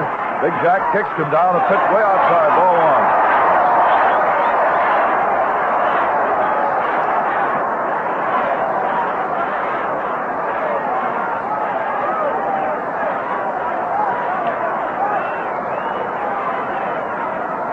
Sheldon Jones still warming up for New York. Banta, who will go on to pitch the top of the 6th inning, is already ready. Sitting on the Dodger bench right now. Robinson up. 0 for 2 today. Go outside curveball, ball 2. Jack grounded to second base and to third in his 2 previous trips. Sitting at 462. 6 for 13. Now let's spot the bump out his 7th hit. Swung on, and there's a looper that is going out into center field for a base hit. Campanella home to score. Reese is in to score, and into third base standing goes Russell.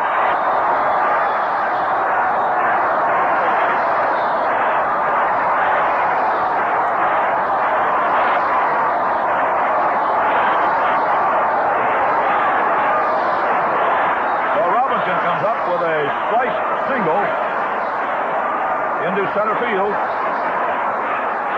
Stanky went out. He couldn't get to it. It dropped in, and then as the ball hit on the turf of the outfield grass, it had so much spin on it that it almost went at right angles towards right center field. Like you take a good 9-iron and knock it up on the green, he goes up and growls. You mean you hope it's there. So the Dodgers right back in it. They've got 3 runs in the bank here in the last half of the 5th. Tying run is on at third base and brings up Carl Furillo. 5-4, New York. Aren't you glad you came along?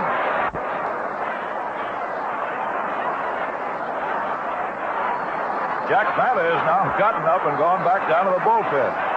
He's been hot and cold. Carl Furillo up. Both times he's grounded to short. 0 for 2. Robinson down off first. Here's the pitch. One out and miss. Carl tried to check his swing, but went around. Strike 1.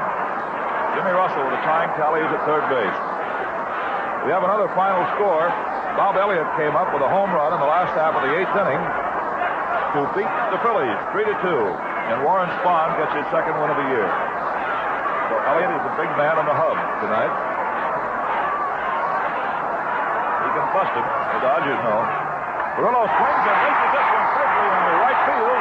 The base knock. Robinson makes his turn at second. Here comes a throw to third, but Jack is in Stanley.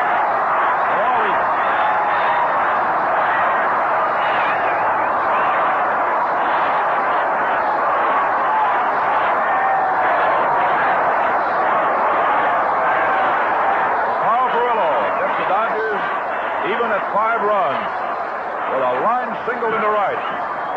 I think that also is going to get Mr. Jack Kramer out of there. The Rocher is slowly walking to the mound.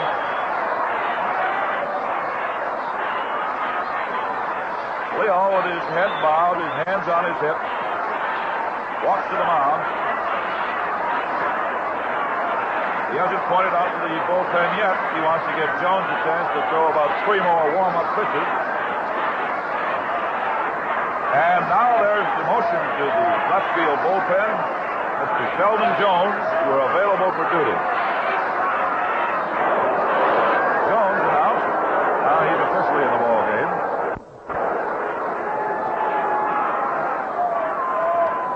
The Rocher goes back to the dugout. The Giants, you know, have not won a ball game this year. They've dropped 3. 1 to the Dodgers and 2 to the Braves in their opening series at Polo Grounds. And with Kramer pitching along behind a 5-1 lead, things were rather pleasant in the Giant dugout. And then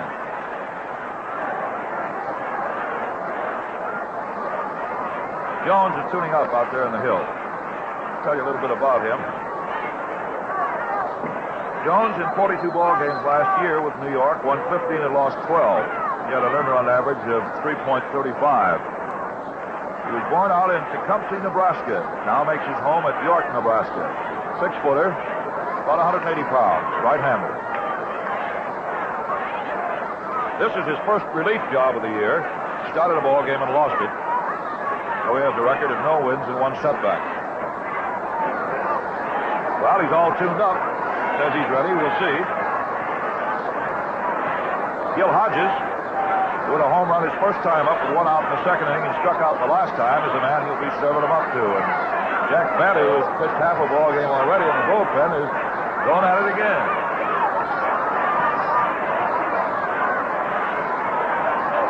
These days in Brooklyn.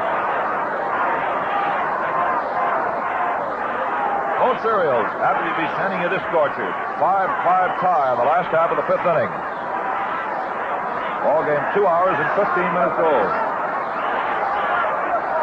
Outfield deep and around to the left as Big Hodges comes up. Robinson down off third base. Furillo off at first. Now the pitch. Swung on and fouled back. The The Dodgers have their 2 running champions out there. It's a good spot for a double stealer. They want to work it that way. But they got a good hitter up there, too. Well, if you're a manager, what would you do? 2 out. If I was a manager, I'd look for my paycheck every month and be happy. Jones comes to a stop position. Here's a pitch. Curve outside.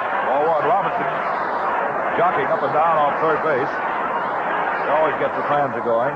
Speaking of managers and the tough job of it is, you know, there are 6 new managers in the International League this year. 6 of them.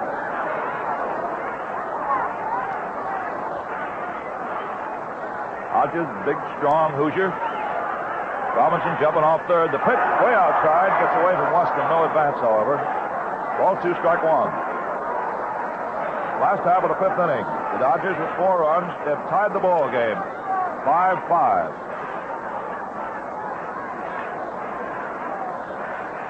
Robinson still taking that long jumping lead down off third base. Henry Thompson, the third baseman of New York, is playing back rather deep. Jones standing on the mound, now goes to his stretch position. Robinson jockeying around the throw to first base, and Perillo is the one that has to get back. Kyle was rather half fascinated by Robinson's jumping off third base, and Jones wheeled around and dealt one over to Harshman, and Kyle had to go back hands first. Now Kyle leads away again. Robinson down off third base. Here's the 2-1 pitch. One out and missed. Ooh, Hodges took a cut at that one like he was going to knock it over to Eastern Parkway. Ball 2, strike 2. Those of you around the country, Eastern Parkway is about 4 blocks from here.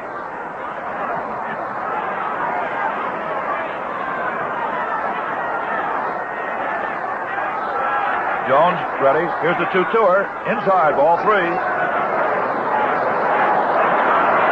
So with 2 out, Perillo will be going. Robinson, of course, at third base will have to play it safe. Henry Thompson, the third baseman, now comes over to talk to Sheldon Jones.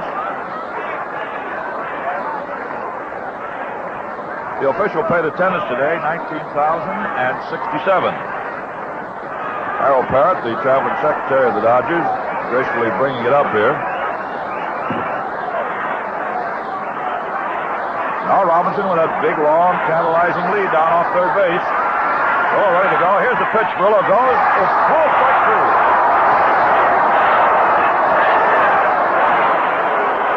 Well, the Dodgers get even with 4 big tallies on 1, 2, 3 base hits. 1 shot error, a costly one that opened the door, and the Dodgers sneaked in for 4. And there were 2 walks. They were costly, too. One of them forced in a run. Kept the inning alive, set it up for Robinson's single to get 2 in, and Perillo singled into right field to score Russell with a tying run. And that is that. Top half of the 6th inning. Jack Banta now pitching for the Dodgers. Well, Banta didn't need to throw many warm-up pitches. All he's hoping is that he didn't lose his ball game right down in the bullpen. It's been done before. It's like the old gag they used to tell on Bill Terry in the last game of the World Series when he had Carl Hubbell down in the bullpen and never used it. They lost the ball game. The question was, what were they saving Hubbell for? Certainly not the senior prom. The first pitch now to the big first baseman, Jack Harshman, is outside, ball 1. Banta, you know, who was the hero on the last day at Philadelphia last year, coming out in relief after Big Newcomb had blown a 5-run lead. And Banta went on to pitch the Dodgers to a 9-7 win and the pennant. Gets his curveball over the outside corner for a strike. Banta had a little teeth trouble, too, this year. Had to have a couple impacted wisdom teeth pulled, and I think he's got 1 more to come. Curve high outside, ball 2. And he had the aches and the pains. Didn't do much work down at Dodger Town at Vero Beach. Slowly had to work himself into shape, and he's all right now. Kicks come down to pitch one on and fouled away over near the Dodger bat rack. Post cereals. Your host today, friends.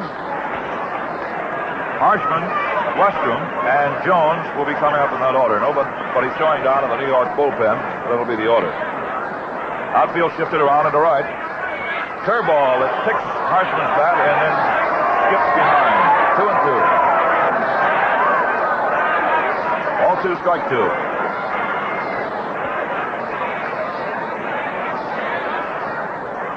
Giants of the Dodgers go at it in game 3 tomorrow. We'll be here. Swing and a miss for strike 3. Chased a fastball that was hopping. So the second time Harshman is struck out. Rocher has been alternating Harshman and LaFeta at first base during spring training at Phoenix, and on their swing through the country and back to the Polo Grounds. And with Harshman waving like that, Mr. LaFeta may get a chance. Western, the catcher, up. Looks at a curveball over for a strike. Manta has a very deceptive sidearm wheeling delivery. He really crossbar you. Curveball, sharply breaking outside. Ball 1. Clarence Podbelan, who won his first start in the major leagues down at Philadelphia the other day, is throwing down in the bullpen now. Curve swung out and fouled back up over our head. Manta was in 48 ball games with Brooklyn last year, won 10 and lost 6. From Hutchinson, Kansas, 6'2 and a half, 171 pounds. Gets his fastball through the ever call, strike 3. Really barreling that apple. So Manta comes on, maybe the long warm-up, the thing you need. Struck out Harshman and Westrom, and now goes to work on the pitcher. 2 out, top half of the 6th inning. Got a 5-5 humdinger squirming here at Ebbets Field. Post cereal sending it all your way. That is curveball to the pitcher, Sheldon Jones, is blown away for ball 1.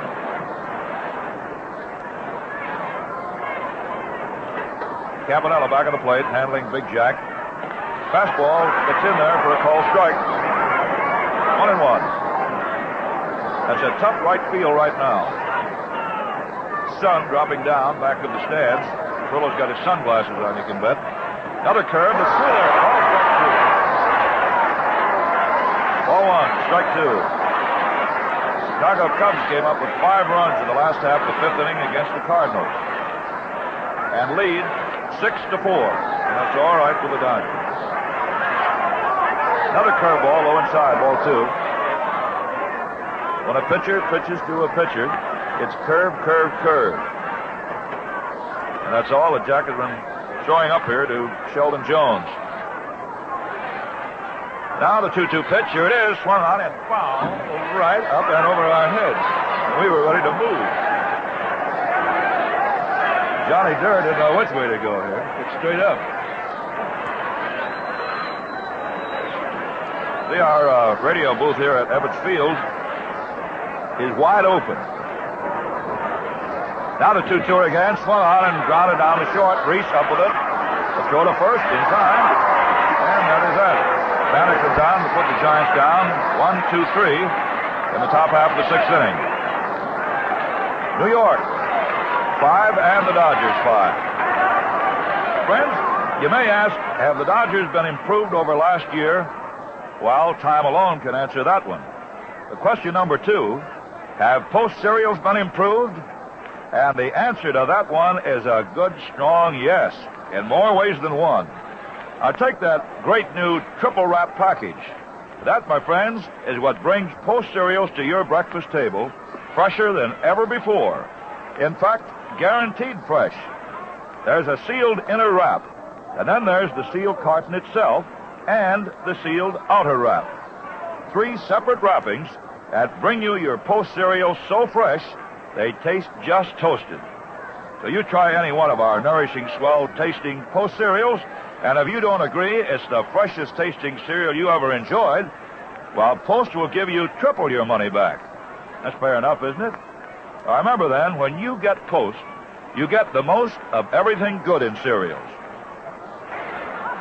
So let's see what goes here now in the last half of the 6th. The Dodgers batted around the last time with Morgan starting it off. Let's see what they can do here. Right-hand hitter. First pitch to Bobby is up high by Jones for ball 1.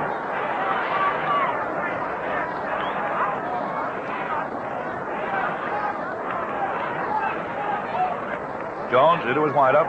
Kicks, come down with another one, and down goes Morgan. Up around the peak of his cap. Bobby's really been the jack in the box for the Dodgers. He was up and down at Philadelphia. And boy, was he moaning coming back on the bus to the hotel the other night when Big Hodges got up and slammed a home run on the left field seats. Morgan came up, the next man, and they low-bridged him. He said, what kind of a game is this? Hodges hits the home run, and I take the rap for it. Pitch is way outside for ball 3. Jones comes down again, and Morgan has to almost squat again. Ball 4. High upstairs.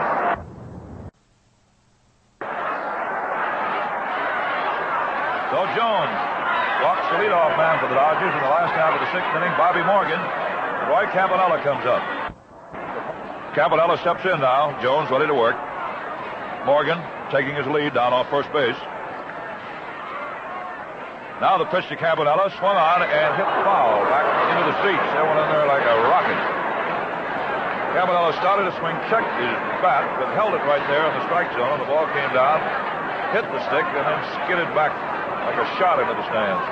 Strike 1. New York 5, Brooklyn 5. That's the way this one stands here in the last half of the 6th. Nobody out, and Bobby Morgan on at first base. Here's a pitch. Campanella swings and ooh, what a ripple. Strike 2. Monty Kennedy, who was originally scheduled to start today's ball game, is now up and showing down on the bullpen. Both clubs coming with some of their top men. A 5-5 deadlock here. Throw to first base. Morgan back with a couple of quick steps.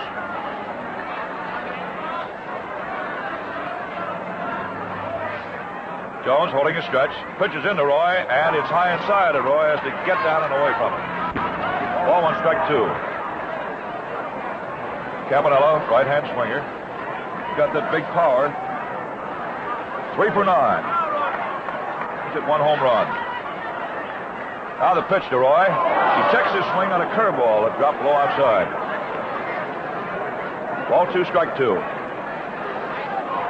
All the St. Louis Cardinals answered back after Chicago got 5 runs in the last half of the 5th inning. They came up with 2 of their own in the top half of the 6th inning. Got themselves up there in a 6-6 deadlock. John Infield in double play position. Harshman still holding the sack tightly against Bobby Morgan. Young rookie comes down with a short lead. Jones pitches into the plate. Over the call, strike 3. So he was serving up some dipsy-doos there to Campanella and caught him looking. Call, strike 3. And here comes Jack Banta. Tall Kansan walking up towards home plate. He's a pretty good hitting pitcher. 1 out. Morgan waiting to be moved at first base. The same Bobby Morgan, who won the most valuable player award in the International League and also the batting crown. Been playing fine ball for the Dodgers all spring. Got off to a good start in the big leagues, too. Curveball down under the knees, the big, tall Banta. Jack, as we told you, a big string bean, 6'2 and a half, weighs about 170 pounds. Morgan with his lead again. Jones checks in. The pitch to the plate is high outside. Ball 2. Sheldon, who will see a lot of relief work and starting assignments this year, has lost 1 ball game. This is his first relief job. Thompson playing almost a straightaway center field. Don Mueller, the right fielder, is going over towards right center. Jones ready to deliver 2-0 to Banta. Does way outside. Ball 3. The Giants 5 and the Dodgers 5. 1 down in the last half of the 6th inning. Post cereals, bringing it all to you. And Mother, don't forget Sugar Crisp, the new cereal sensation. Another fine post cereal. Banta with the count his way 3-0 will be taken. Jones now steps off the mound, looking out towards the left field bullpen. Banta, in turn, just takes 1 step out of the batter's box. Now he's back in again, and Jones ready to work. 1 Morgan with his lead once more. Here's a 3-0 pitch. Go outside. Ball 4. But Banner, without looking at a strike, is on at first base, and that pushes Morgan up a notch to second. Westrom goes to the mound, and Reese walks up to the plate. Reese up there. Dodgers with 2 mates aboard. Pitch a pass ball down inside. Ball 1. Morgan, who opened up with a walk. Strikeout by Campanella. Sandwich in with another walk to Banta. And the Dodgers have something cooking here. 1 out. 5-5 tie. Jones waiting around, a little control difficulties right now. Check second base, throws to Reese, and Pee Wee takes down inside again. Ball 2. Reese hitting at 188. Walked his last time up. Hit into a force play and fly to left field. And now DeRocher has switched his bullpen and has Kirby Higbee and Andy Hansen up throwing, a couple of right-handers. Jones pitches the plate, swung on, a ground ball, and hit through inside third base. There's Morgan around third base, coming on in to score, and Banner goes into third base, is held up on a double by Reese. O'Keefe unknots it, and Brooklyn leads now 6-5. A double inside third base. Rockman had a little difficulty picking that ball up as it rattled around down in the bullpen. Banner thundering into third base. Morgan scooted around to dent the dish. The Dodgers lead 6-5. And Jones getting his lumps. Timely double by Pee Wee. That for Reese is his first run batted in this year. George Schuba going to get an intentional pass. Well, they're pitching wide to him. Ball 2. First base is open, so they'll load him up with 1 out. Take a chance on getting the double play and getting out of a big inning. Ball 3.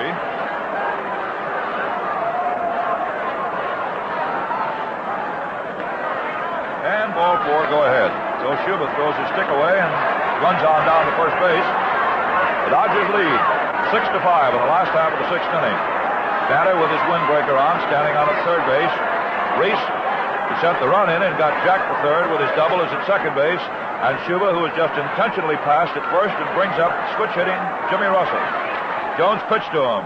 Curve in there for a strike. 1 out. The Giant inner defense now, laying back, looking for that double play ball if they can get it. The Dodgers leading 6-5. 1 out, last of the 6th. Jones pitch, curveball, up tight against the letters. Ball 1. Ball 1, strike 1. Boy, this has been a humdinger. Seesaw, up and down, hammer and tongs all afternoon. Jones throws a curve, swung on and dribbled out along the first baseline. Harshman up with it close to the plate. In time for the fourth play on Banta.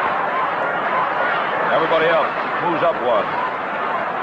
Reese coming on to third. Schuba going into second with a slide. And on at first base is Jimmy Russell. Dribbler to Harshman, who made the right play. He came to the plate and got the force. And Robinson, who came up with a big base hit the last time up, gets a big hand as he goes moving in again with the bases loaded again.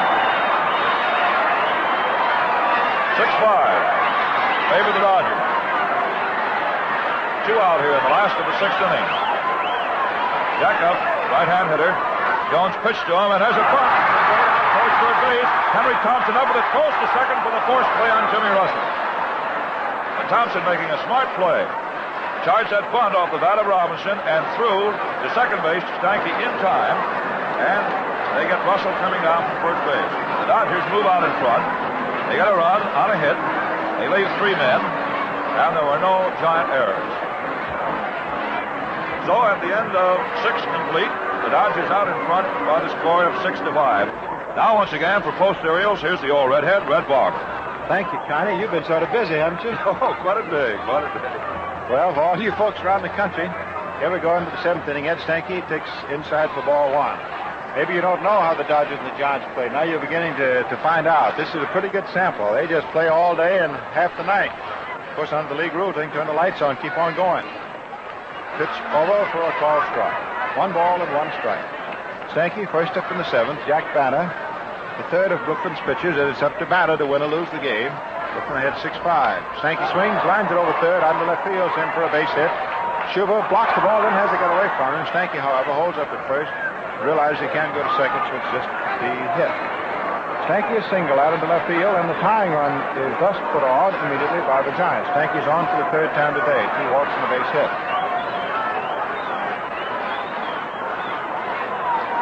6-5 Brooklyn. Whitey Lockman stepping in and looks down to the third base coaching box where the MGR DeRocher is. Gets the orders whether to bunt, what to do. Clarence Potbelan, young rookie right-hander, who won the second game of the season for the Dodgers, in the bullpen. Lockman swings, a line drive. Hodges grabs the steps on first base for an immediate double play.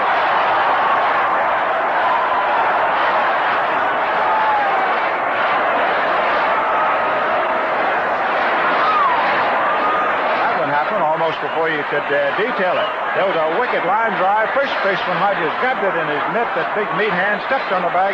Foul, just like that. Happened so quickly, DeRocher didn't even know he didn't have any base runner anymore.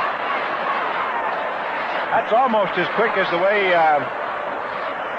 Post Sugar Crisp was selling. That's the brand new one. Boy, it has taken over. Okay. Here we go now with third baseman Henry Thompson, who made the key error back in Brooklyn's 4-run fifth inning. Left-hand hitter. Takes a curve low inside, ball 1. Second double play in the game for the Dodgers, and their 4th of the year. Hodges, unassisted on the line drive, first baseman.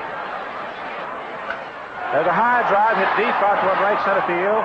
It's going way back out there. It is over into Bedford Avenue for a big home run. And it's a brand new ball game, and Henry Thompson knocks it, and to his home will be sent a case of Sugar Crisp.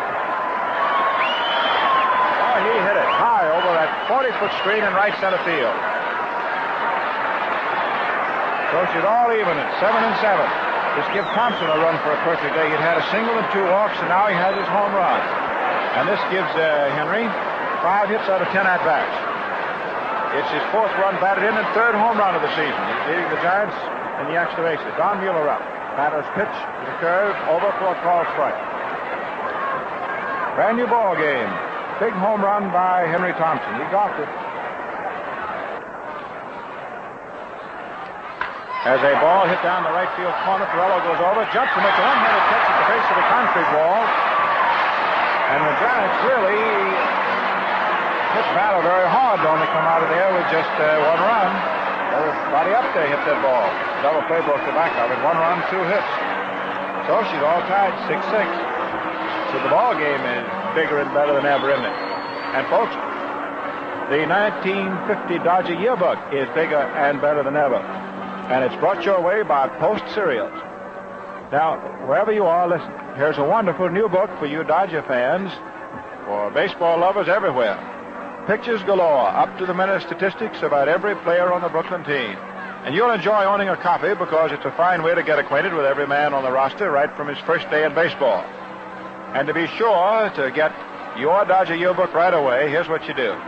Send a box top from any regular-sized Post cereal package or the front panel of a Sugar Crisp bag together with a quarter to Dodger Yearbook, Box 79, Brooklyn 1, New York. And we'll have your book coming your way within a couple of days. It's the very same book that sells at Ebbets Field for 50 cents. Carl Perello, first up last of the 7th. Sheldon Jones, the right-hander on the mound for New York. His game to win or lose, too. 6-6 tie. Curve, low outside, ball 1. A couple of young, hard-throwing right-handers are going at it now. Gladys Gooding at the electric organ here at Ebbets Field just played my old Kentucky home as a tribute to Mr. Chandler, who's attending today's game. Fastball over for a false strike. 1-1. Jones, right-hander, delivers. Perello swings and misses. Strike 2. 1 ball, 2 strikes. 1-2. Jake Bitler, coaching on his 56th birthday at first base. Milton Stock, who happens also to be Eddie Stanky's father-in-law, coaching at third. Sheldon Jones, who a couple of years ago was a professional fighter, then decided baseball was a better athletic enterprise. Sheldon Jones on the mound. Dark brown eyes. Perello leans in. Curve is outside, and it is ball 2. 2 balls, 2 strikes. 2-2. Pittsburgh has defeated Cincinnati 9-2.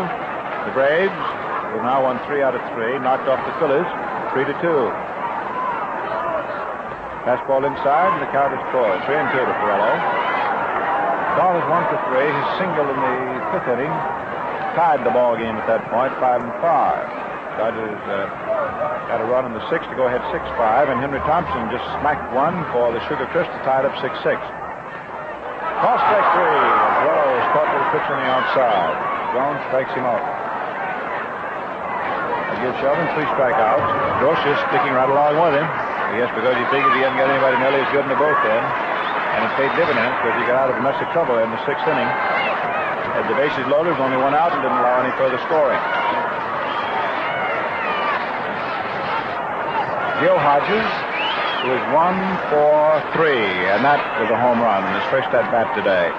Takes a good curve over for a called strike.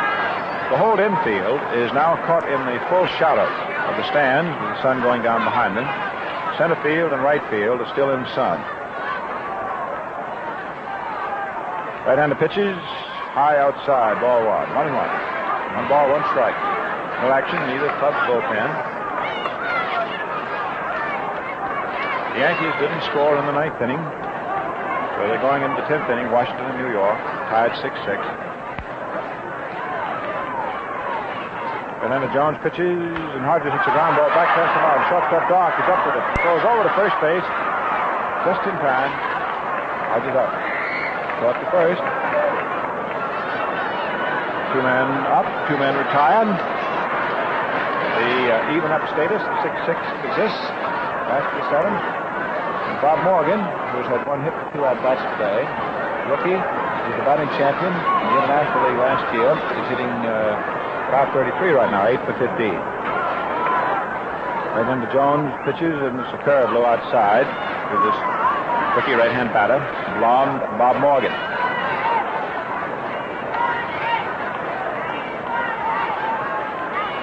Infield is back. Curve is good. 1-1. 1 ball, 1 strike.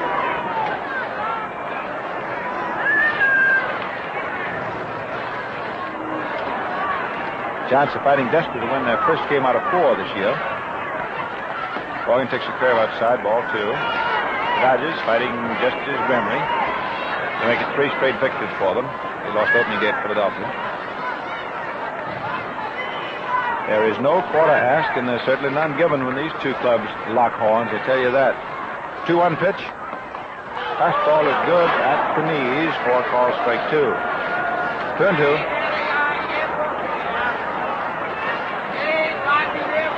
Morgan didn't care very much about the call. Rob's had a rough time back at the plate this afternoon.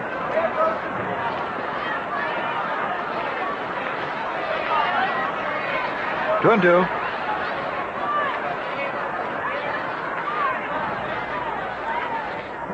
Pitch high inside, up on the hands for ball 3. 3 balls, 2 strikes. Morgan with a very relaxed ball player. Holds that bat back. So the cat-like stillness. The pitch is strike 3 call right on the outside. So George McKim sets the Dodgers down in order, 1, 2, 3 in the last half of the 7th inning. That's 4 strikeouts for Sheldon, A for Abel or available Jones. And here we go into the 8th inning. The center fielder Bobby Thompson pushed up for the Giants, taking batter's curve for a called strike. Curveball swung on, and there's a high fly in the short center. Russell coming in. He's under it. And he's got it. So that is all for center fielder Bobby Thompson. First up in the 8th inning. Alvin Dock, the shortstop, who's gone 0 for 2. Right-hand batter. Curve swung on, line right back to the middle, out into center field, and it's a base hit for Dock. He's right on around first, takes a big turn and holds up. The throw coming in from Russell to second base to shortstop, Reese covering. So Dock comes up to his first hit of the day.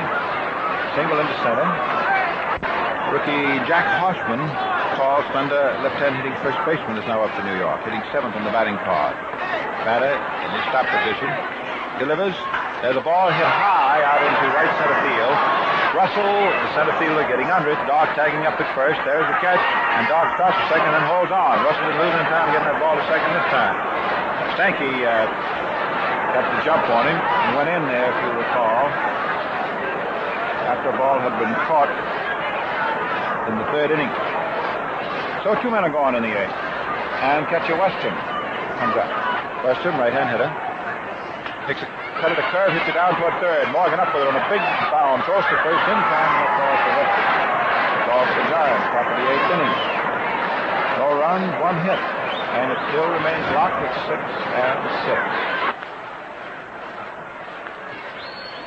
Now we're moving into the last half of the eighth inning. It's a 6-6 ball game. Jones on the mound for the Giants. Clarence Pudbeelan, right-hander, in the bullpen for the Dodgers. Campanella up hitting eighth. Batter is supposed to hit next, but maybe a pinch hitter to see. Throw, curveball right over for a called strike. Manager Shotton, of course, will not make up his mind whether he wishes to hit for batter or not. We'll see what happens to Campanella. Pitch is high inside. Oh, wow. 1-1.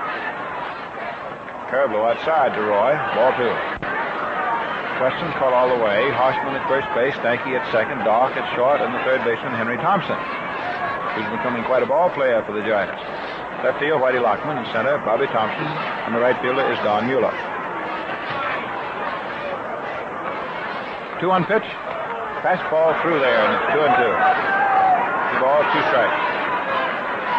Campanella, stocky, very strong, and very durable. Leaning in. 2-2 pitch is swung on and missed. Strike 3. So Roy is struck out. Well, let's see what manager Shotton does. Does he want Batter to hit? Or does he want a hitter for it? It's going to be Jack Batter because, says Mr. Shotton, here at this late stage, 6-6, I'll go with my pitcher.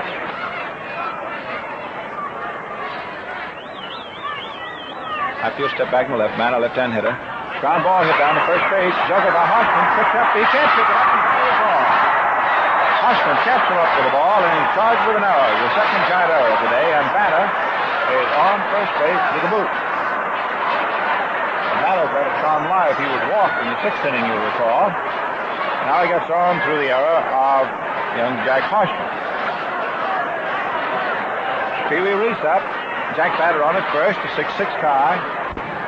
Just how long the game goes depends a lot, of course, on what Brooklyn does here in the last of the 8th inning. Man, these ball games just as tough as taxes, you know it.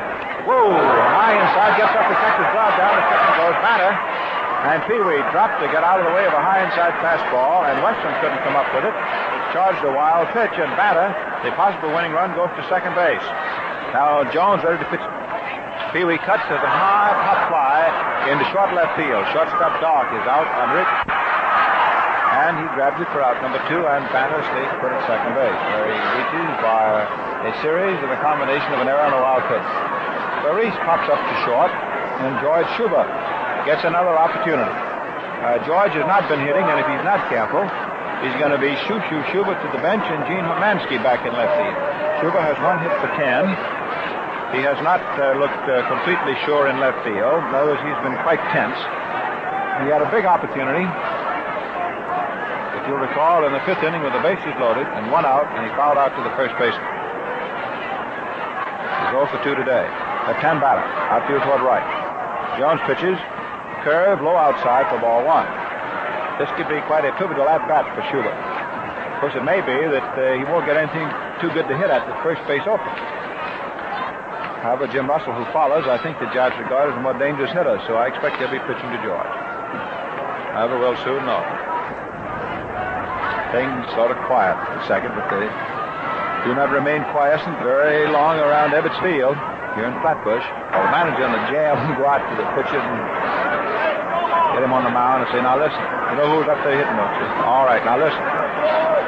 Don't walk, but don't give him anything good to swing on. That's what Fitzsimmons says McGraw used to send word out about. Swung on, a line drive hit by first base, into the right field corner for a base hit. Here's Batter around third. He's coming on in to score. Schuber comes into second base and holds up with a double. And it was a pivotal at bat all the way around. And Brooklyn is out Now 7-6. 13th run of the game. So Schubert doubles inside first. That's in a run, his first run of the year. And Jack Battle, who got on through the error, scores. That's the 7th run for the Dodgers, and I know DeRocha must be raging because of the 7 Brooklyn runs, only 2 out of his scored is earned. The other 5 are unearned. Now the batter is the switch hitter, Jim Russell. Andy Hansen, tall young right-hander from Lake Worth, Florida, is in the bullpen now for the Giants. The Chicago Cubs came up with a run in the last half of the 9th inning and beat the St. Louis Cardinals for the second straight time, 7-6, and the Cardinals have now lost their last 4 ball games. Pitch, fastball high inside, ball 1. 1-0 pitch, swung on and fouled back. 1-0. The Cubs have beaten the Cardinals 7-6. Paulette, who came on in the 8th inning, is the losing pitcher for St. Louis. The Braves knock off the Phillies 3-2, and the Pirates beat the Reds 9-2. And Washington has just beaten the Yankees in the 10th inning, 7-6. In 7-6 Brooklyn, Russell cuts, fouls it back, and it's a ball and 2 strikes. So things are rapidly coming to a rather dramatic denouement all over the baseball picture this afternoon. Washington hangs on and knocks off the Yankees 7-6 in 10 innings. At the end of 10 and a half innings, it's a 5-5 tie between the Red Sox and the Athletics. Detroit has just beaten Chicago 5-0. Hootman pitches the shutout. Russell takes ball, strike 3, kicks about it, but that's all, and so ends the last half of the 8th inning here at Brooklyn. That's the 5th strikeout for Jones, and it's a run for the Dodgers on a hit. 1 giant error, which again was decisive. So the Giants are coming in for the top of the 9th, the run behind, as Brooklyn leads 7-6. Pete Milne, rookie left-hand hitting outfielder, is going to hit for Sheldon Jones to start the 9th inning, and Jack Batter on the mound for Brooklyn delivers a call strike, fastball on the outside. Batter works. Milne hits a curveball down the first, up with his Hodges, runs over to the bag. He's there for the out. 1 out. So Milne, hitting for Jones, is retired, commencing the 9th inning. Dodgers 7. Giants 6. Top of the order, Ed Stanky. Stanky crouches, right-hand hitter. Swings, there's a fly ball, hit back into center field. Russell going back, still going back, turns, makes the catch. 2-0. So the Giants are run behind, are down to their last out. Dodgers 7, the Giants 6. This has been a tough ball game every inch of the way.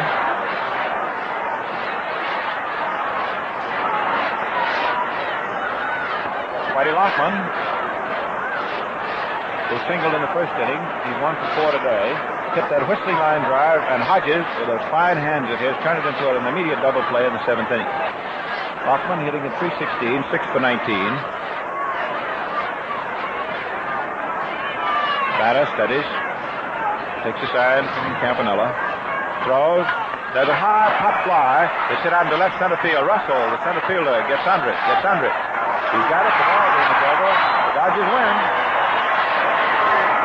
So Brooklyn wins the ball game 7-6, and we're going to check the runs, hits, and errors and the other scores for you in just a second. But you know, one thing these Dodgers put a premium on is speed. Yes, sir. The runningest ball club in either league. And they mean to stay that way, too, by keeping in top physical condition. And that most certainly includes getting nourishing meals. In fact, to quote the boss in these parts, Bert Shotton, if you ask me, says Barney, eating proper meals is only ordinary common sense for ball players or for anybody who has work to do. Well, that's why Manager Shotton agrees when we say, begin the day the right way with the right kind of breakfast. A breakfast that includes fruit or fruit juice, bread and butter, beverage, and a cereal. That way you're getting the kind of a start you need to keep going right through the morning. And I say, do as so many of the Dodgers do. Make that cereal in your breakfast a post cereal. Because there is good, solid nourishment in every one of these great P-O-S-T post cereals. Remember that you get the most when you get Post. For the Dodgers today, their third straight win, 7 runs on 7 hits and no errors. And for the Giants, 6 runs, 8 hits, and 2 errors. And those 2 errors made possible 5 unearned runs as they are technically scored. The winning pitcher is Jack Bannett's, his first decision of the year.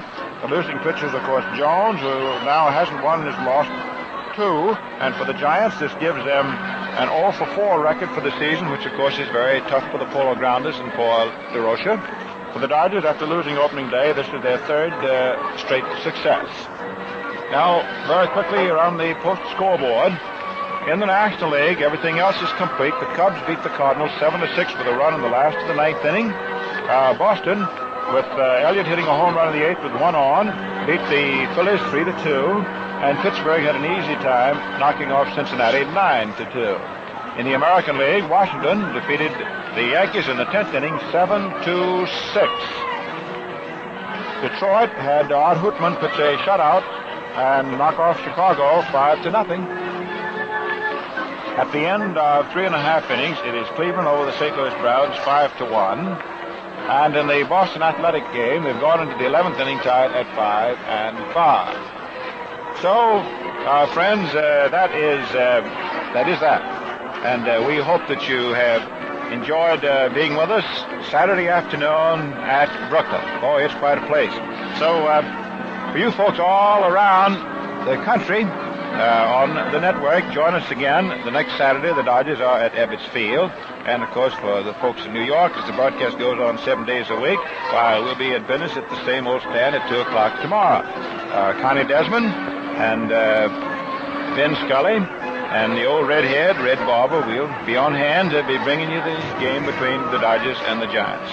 It's been fun handing you out this one for Post cereals, and we certainly hope you've enjoyed it. And if you have, remember that you say thanks every time that you bring home a package of any of the famous Post cereals.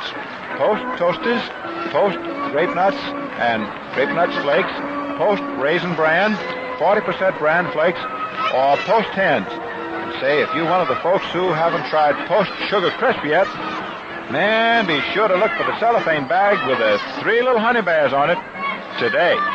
And now this is the old redhead, Red Barber saying so long.